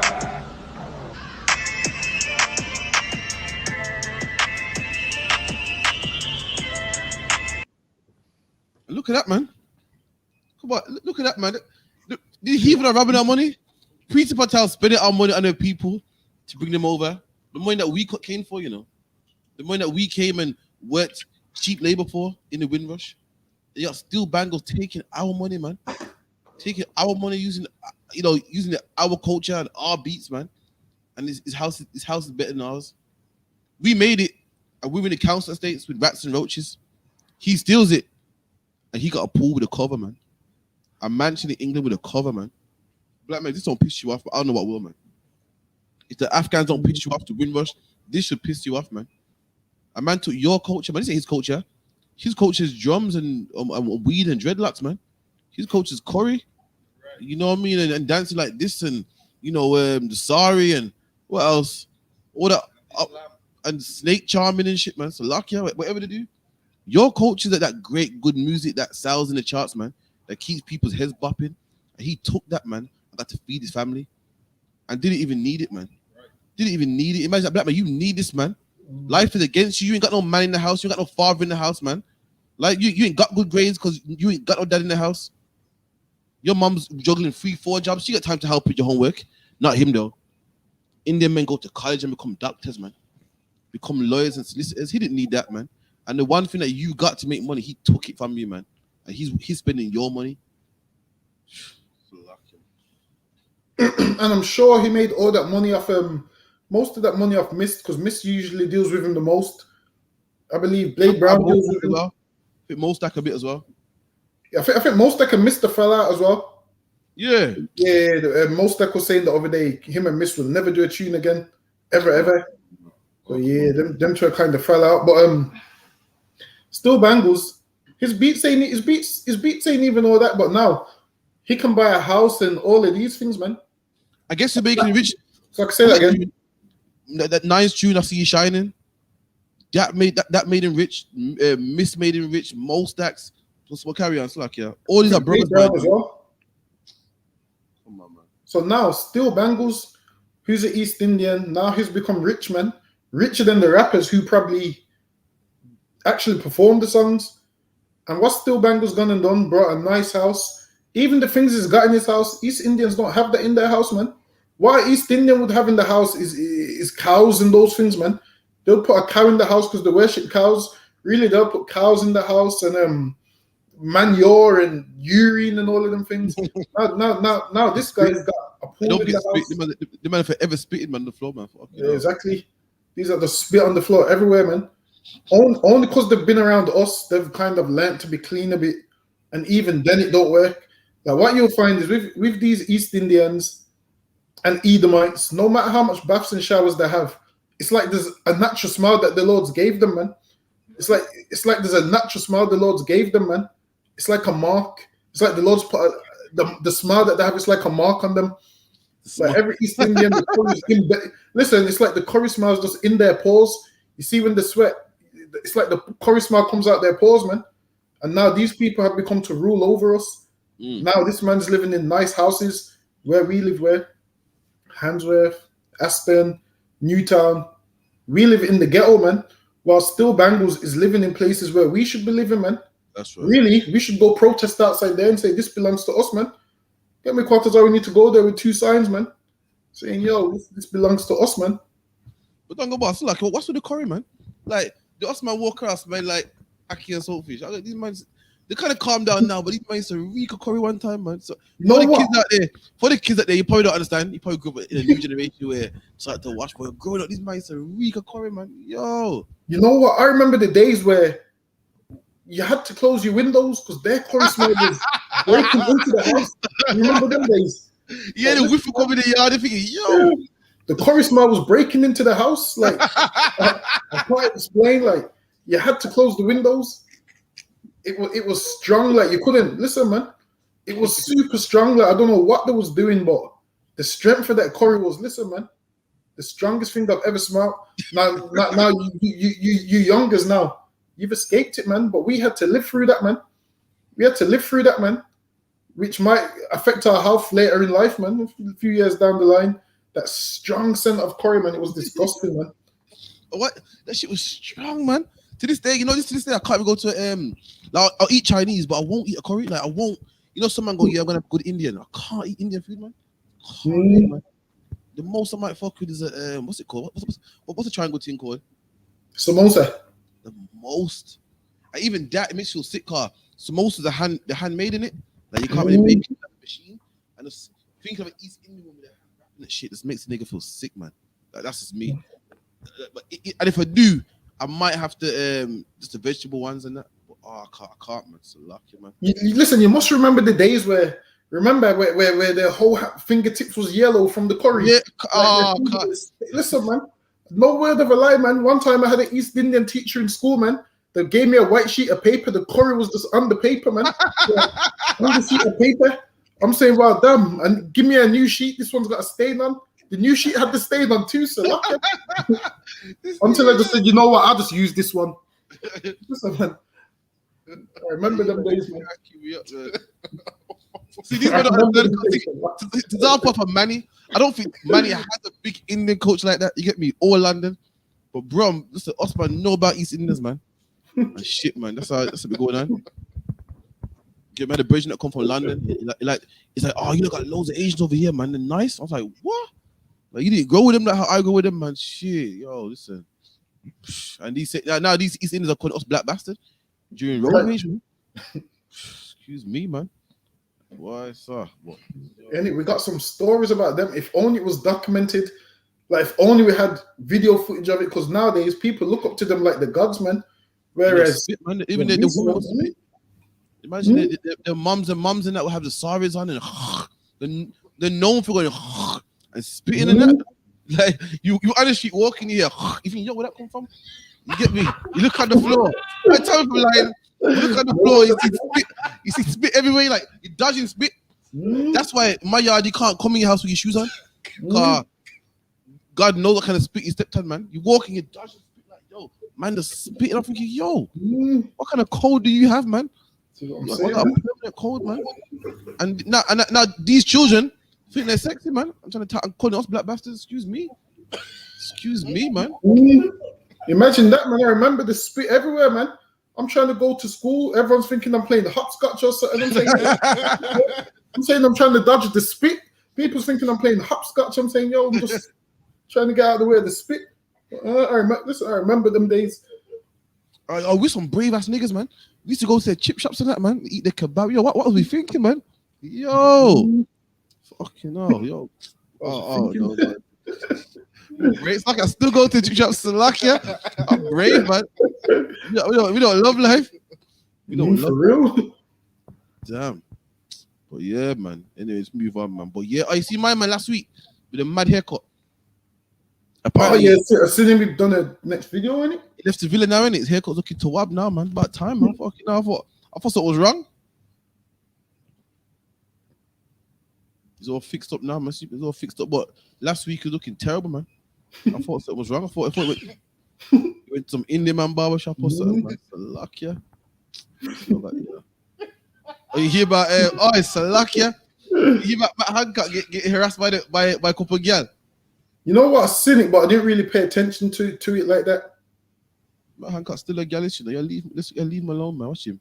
Some girls caught him. This man thinking it was someone we knew and turned out to be Matt Hancock. We had a good old chat. We terrorized the poor man.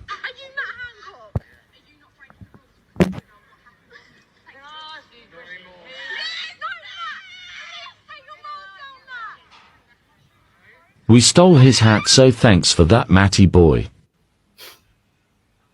The whole tube was singing, "What a vibe you brought us, Matt."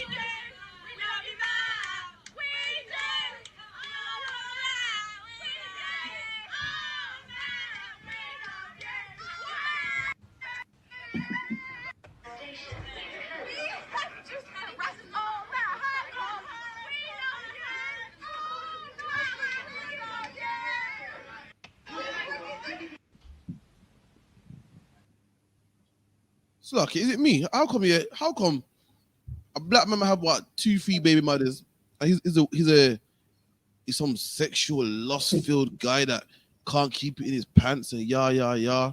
Meanwhile, Matt Hancock could cheat on his wife, be on the tube with all these young girls. And listen, Matt Hancock cheated on his wife with a married woman, and that story it blew over in a week. In fact, no one even said anything. No one wasn't even talking about the fact that he cheated on his wife. Everyone's saying, "Oh, you know, he broke the 2-meter distance rule." Blah blah blah. A black man with another woman. Oh, he's the worst thing. Look at him. 4 baby mothers. Oh, he's terrible. A terrible guy. Da, da, da, da. But whenever a white man does it, it's fine. A black man will have a woman. He's not with her no more, and he got more children, and they'll call it what baby mom. A white man will do the same thing, and they say, "Oh yeah, that's his kids from a previous marriage." See how different it sounds. You sound the way that your one sounds like, "Oh yeah, like you're just having sex with everybody, and you got kids everywhere." With him, previous marriage, like he's married before, and those are kids from a previous marriage, and that's how the playoffs, man. Matt Hancock having sex with is one of his co-workers or colleagues, man. They're on the train, you know, playing with these young girls, man. They're taking his hat off and what and laughing and joking, and no one sees him as some player, man, or some womanizer or nothing, man. Had a black man done this, he would have been lynched, man. That's right. And I'm sure Matt Hancock's resigned now, innit? He's resigned. Can't. And listen, man, the way they're treating him is like he's a god. Like you said, if a black man has more than one woman, man, he's demonized. Got more than one kid, they want you sterilized, man. Always saying, "Oh, black men can't keep it in their pants," this and that. Listen, man, this is the thing. Like, they just hate it when black people reproduce, man. Meanwhile, everyone. I'm sure Boris Johnson got married the other day. Did he get married the other day? Yeah, he got killed away as well. Yeah, Boris Johnson had a kid, got married the other day. I'm sure he got married during what? Oh, the luck, if black men can't keep in the pants, do you know Boris Johnson got 1 bag of kids? Is that baby as well. Yeah, you can Google that shit. It's like he got more than me. Don't put that out there. He got more than me. Come on, man. How much has he got? Is it about? Let me Google. But I swear he got bare exes. He's probably got about 6. And no one speaks about that. Like, that got nothing to do with his office. With black people, now, I got loads of kids here. For a black man, that would be the reason why they wouldn't put you in office. When people's going to vote for you, they'll say to black women, "Don't vote for him. He's got so much kids." And the women will see that and be like, "Oh, I'm not going to vote for him because he's got all these baby mothers." And before you know it, you can't make it in office. But Boris Johnson, when he was he got 5 still. He got Wilfred, Nicholas Johnson, Theodore Johnson, Carissa Johnson, Lara Johnson, and Milo Johnson. And Milo kind of big. It's like 35 or some shit, man. You know, Boris. Yeah, Milo's born 95. So he's what, 26 years old? Yeah, 26. Got some big kids out there, man. I know they're talking about them. That's what I'm saying. I'm sure Boris don't take care of them. I've never seen Boris with them. Damn, if we even mute to a girl's like, "How many kids you got?" Like say we're looking for a babysitter, man. Listen, don't worry about that, man. You know what I mean? But I'm asking you for your number, man. Why worry about how many kids I got, man? Meanwhile, Boris can be the prime minister of your country, and no one asked him how many kids he got, man. It's lucky down about to cut you. For real? Asking how much kids you got, like say we're looking for babysitters. Listen, man, we got sisters in the I.S.U.P.K that don't mind babysitting, man. Get me they'll babysit the kids while we take this woman out. It's a lot. But that's a bit lying. But I got like 11, 12 kids. He's like, Crawford. Spoke to one girl the other day. She's talking about how much kids he got. Like I'm asking. No, he goes, "I told her I got 12. Her eyes open wide, like I'm asking her to babysit." Oh, exactly, man. Listen, if I'm asking for your number here, I'm asking for your number, man. Why worry about how many kids I got, man? Damn, for real? For real?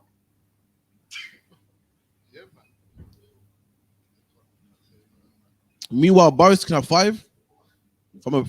Boris got 2 previous baby moms, man. But they name that nicely. They say, nah, it's from a previous relationship, man. When Boris' life ain't any different from ours, man. But he can become the prime minister. We get demonized, man. We can't keep it in our pants according to them.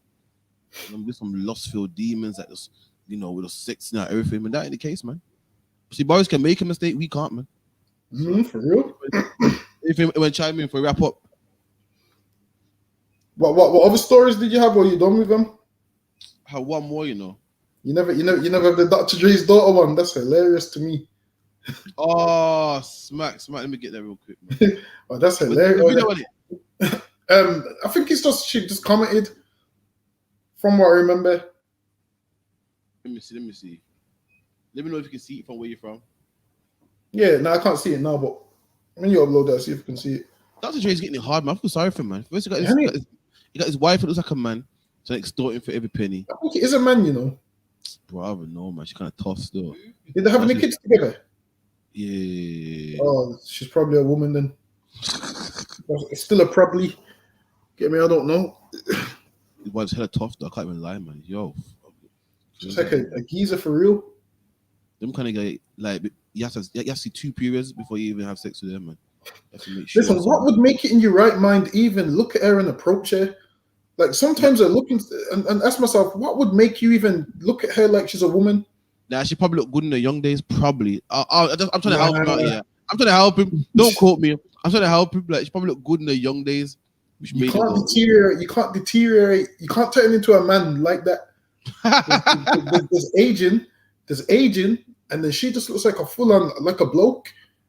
I don't know. I'm trying to help him here. I don't know. I don't know. Can you see the screen?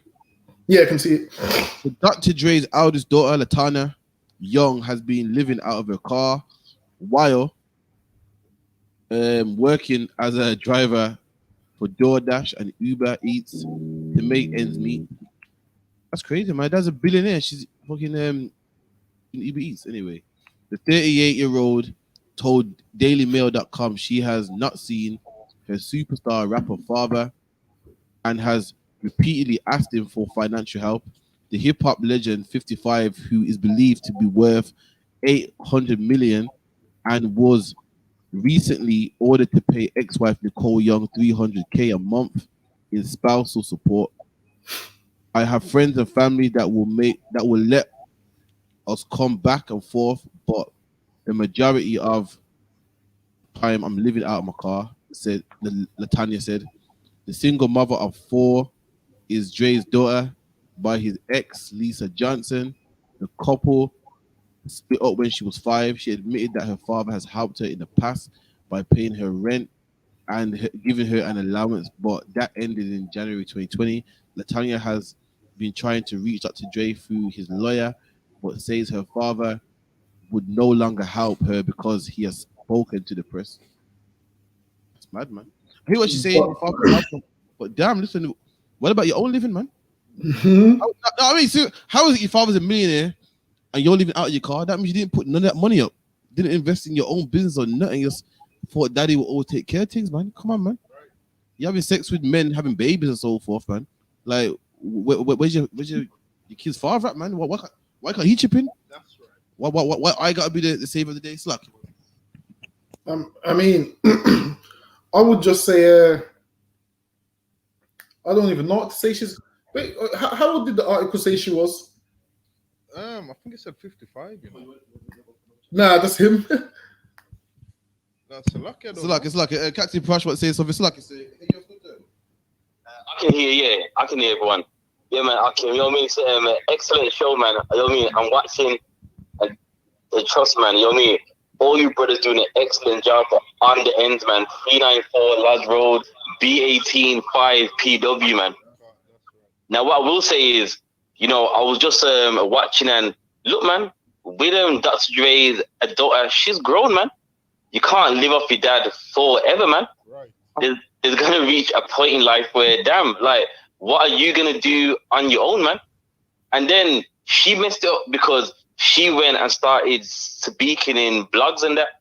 So you can't hate the man and then want his money as well. You can't have it all of your way. You know what I mean? So you're upset with him, and it's her fault. You did it. All you have to do is just shut your mouth and just take his money, man. But no, you couldn't even do that. Your mouth is so big that now you gotta talk even to her yourself, man. And that's the problem. And that's what many people need to learn in life. Sometimes just shut up, man. That's right. Think about what you're doing. He's supporting you. And guess what? You ain't gotta do nothing. and your mouth's so big that you talk even to your own hurt. So it's your fault, man. It's your fault. You work at a DoorDash and you do an excellent job, man, because you had a chance and you blew it, man. That's all I've got to say, man. But Zaki Akim, excellent show, man. You know what I mean? Another excellent episode on the end, Zaki. Shalom.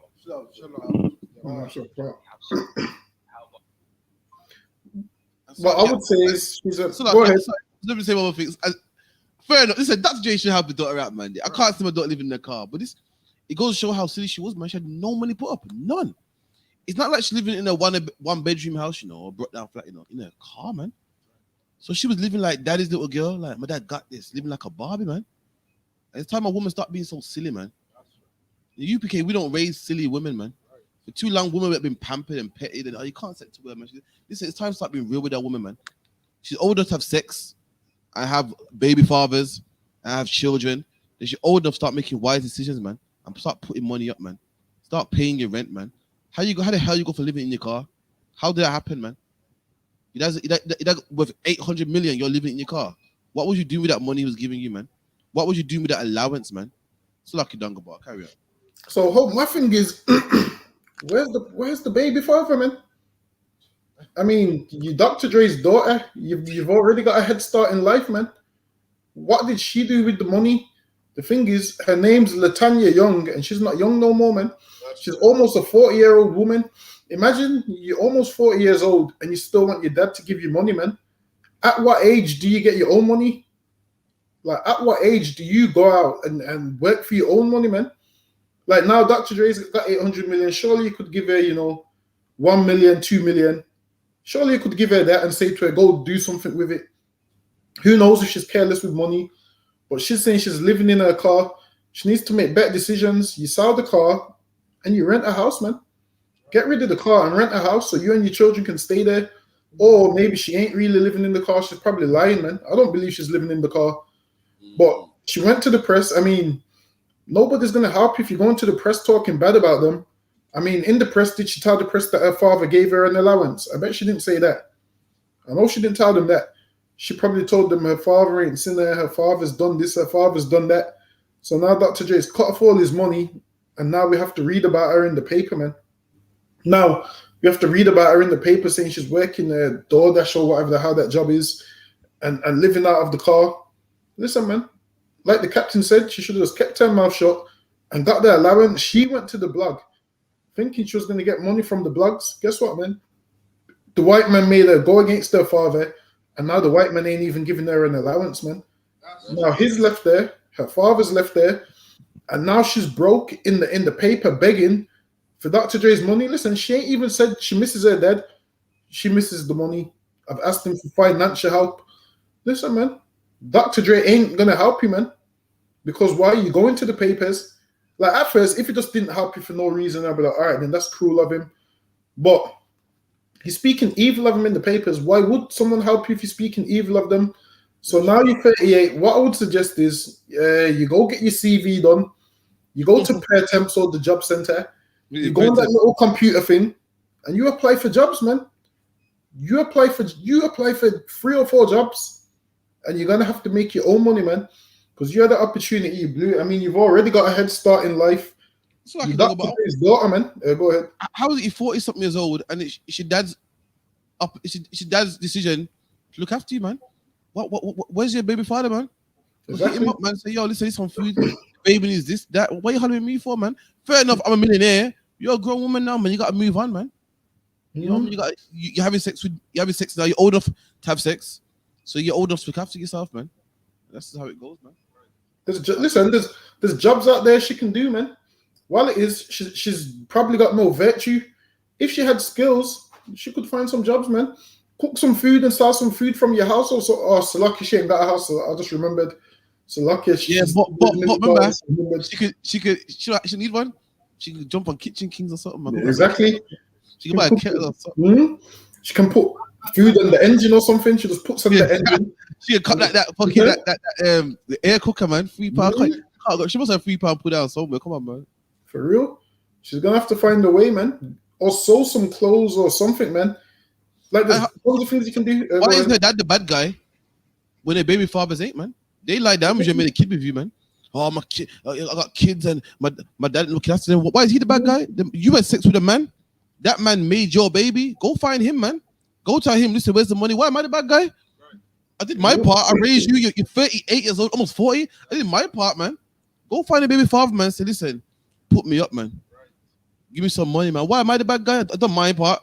Gave you allowances to your 38, man. That's a big age, man. What more do you want from me? What do you want me to do? Why don't you ask her mom for money? She don't ask her mom for money. But Dr. Dre's the bad guy. Surely she's got a mom too. Surely her mom cares about her daughter enough to not make her live outside in the car. But she wants to demonize Dr. Dre. Listen, personally, I don't even like Dr. Dre. I can't stand Dr. Dre. But in this case, don't go you're wrong, man. Wrong, man. You don't put with ding dong, blood. Listen, the same rapper you love, man. Dr. Dre put him, man. But listen, one of the biggest videos of all time. Come on, I said Tupac came out of jail, and California Love was his debut. And who made both? California Love 1 and 2. Dre made them shits, man. Let's not go there. Don't. Listen, Dr. Dre, yeah. Name 2 good Dr. Dre songs. What's up? But I don't need to. Dr. Dre got so much productions to this day. It's hard. Nah, name just 2 songs. Just 2 songs. One with Snoop Dogg, that one's alright. Not about a G thing. Not about a G thing. Not about a G thing. The one that Jay-Z wrote for him. You got Dre Day. You got Hell. Come again? The songs that Jay-Z wrote for him. If that's true, but the beat, he's a producer anyway. He's a producer. Dre's the producer, so Dre's record speaks for itself. Look at the Dre beats. Look at the beats he produces. Come on, man. Look at California Love. Dre made them shits, man. Come on. Dre bossed Tupac. Tupac's known all over the globe for California Love. Dre bossed that, man. Come on, man. You're wrong, man. You're wrong, man. He's a good producer, but his work rate ain't really the best. Nah, he is. He's one of the greatest producers in the world. Name a better producer, man. All right, name a better producer than Dr. Dre. A better producer? Yeah, go on. Oh wait. Johnny J. Where is he now, man? That's said, man. Dre made what? You know what? Don't let me pull up his credentials. Timberland.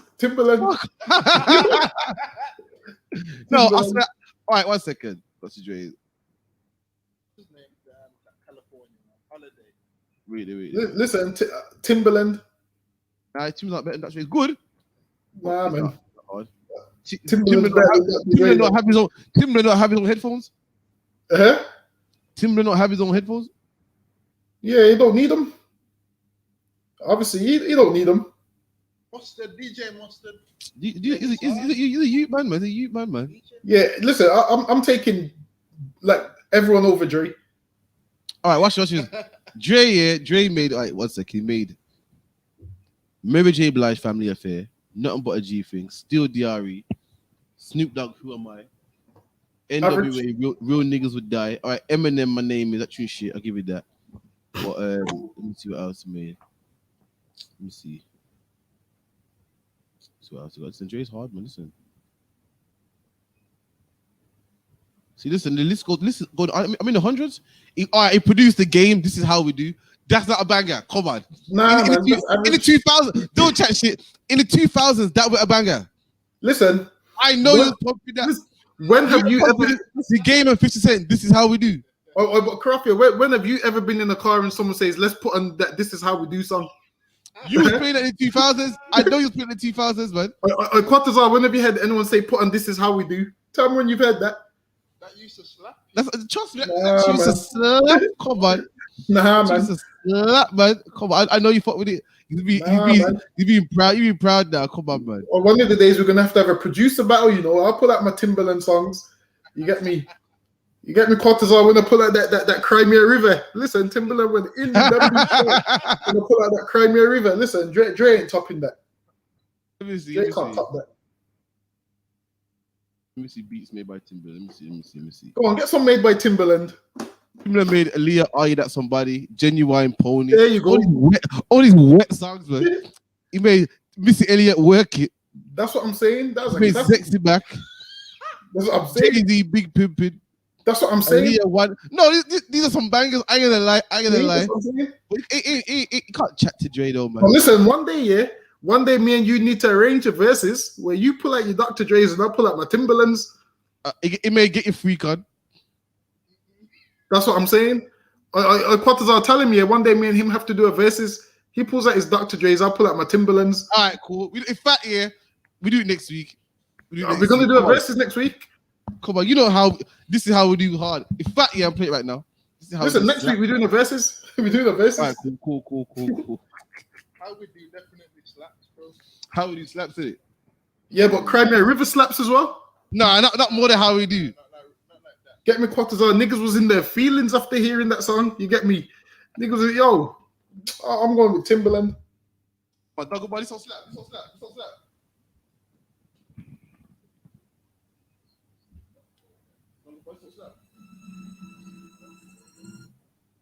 Oh, you're lucky, though. You're lucky the shit gets up. That's what I'm saying, man. Sabotage it, man. So slap.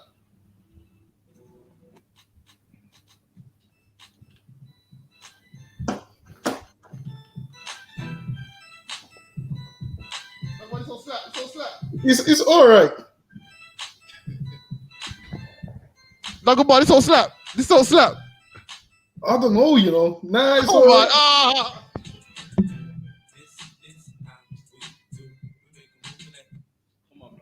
right. Come on, man. You know it slaps. But listen, man. Listen. Timberland be producing tunes for like T-Pain. Listen, Quarters are telling about T-Pain. Get me, them man go hard, you know. That's what I'm saying, man. Where's T-Pain now, though, man? Come on, man. I don't know where he is now, but T-Pain's dead up. Nah, man. Listen, you see the auto tune, yo. My man Kate went in with his auto tune. Nah, T-Pain's bartender tune was hard still. To this day, I'm in the club like, I don't know, man. Oh, Dre, to me, is the best producer of all time, man. Come on, man. Nah, it's not even close. To be named Speed Street South, man. Come on, man. I'd give it to Timberland, you know. You see what it is? Dre's more 90s then. So if you're gonna go, and then we know that R&B was better in 2000s than the 90s. Right, don't go bar. Big man thing. It's Timberland producing this. It's Timberland producing it.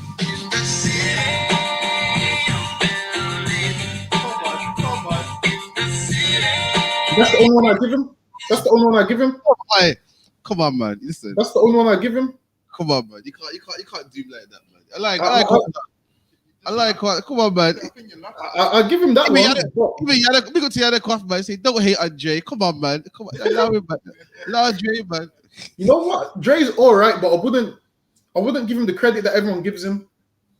I would. Dre's worth all 800 at mil, man. You get me? Yeah, well, 300K a month's going out of that. So boy, listen, I gotta give it to. So Captain Prussia said 90s R&B is the best era. They ain't talking to 2000s. 2000 R&B, nah, 90s the baddest, you know, in my opinion. Nah, man, 2000s tops it, I reckon. I won't do you like that. Let me play. Listen, Quarters are R&B. Tell them R&B is my topic. You told me about that Keith Sweat, Bobby Brown thing still. Listen, you know what? Uncle Bar, this is used to. I won't do you dirty. Let me hear it. Listen, Quarters, I'll tell them.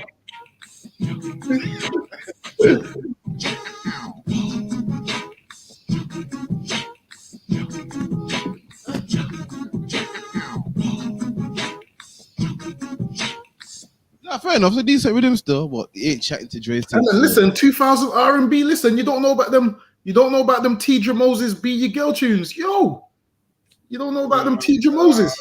I'm not lucky Dre. Not Dre. Tim, my guy still, but nah, he ain't chatting to Dre, man.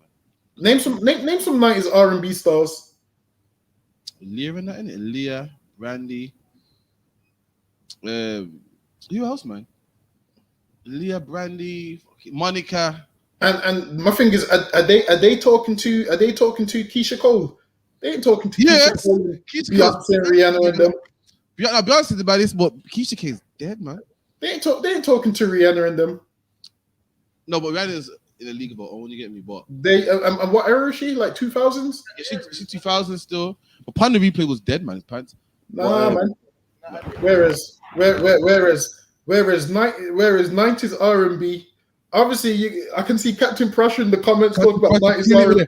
SWV 702. For what I had a brain freeze for a second. And shit. Listen, this is the thing. Obviously, use like TLC and them kind of artists. TLC was a shit. Oi, you don't rap with TLC? Nah, Waterfalls and nah. Waterfalls of the jack. What? You know you what, play garage now.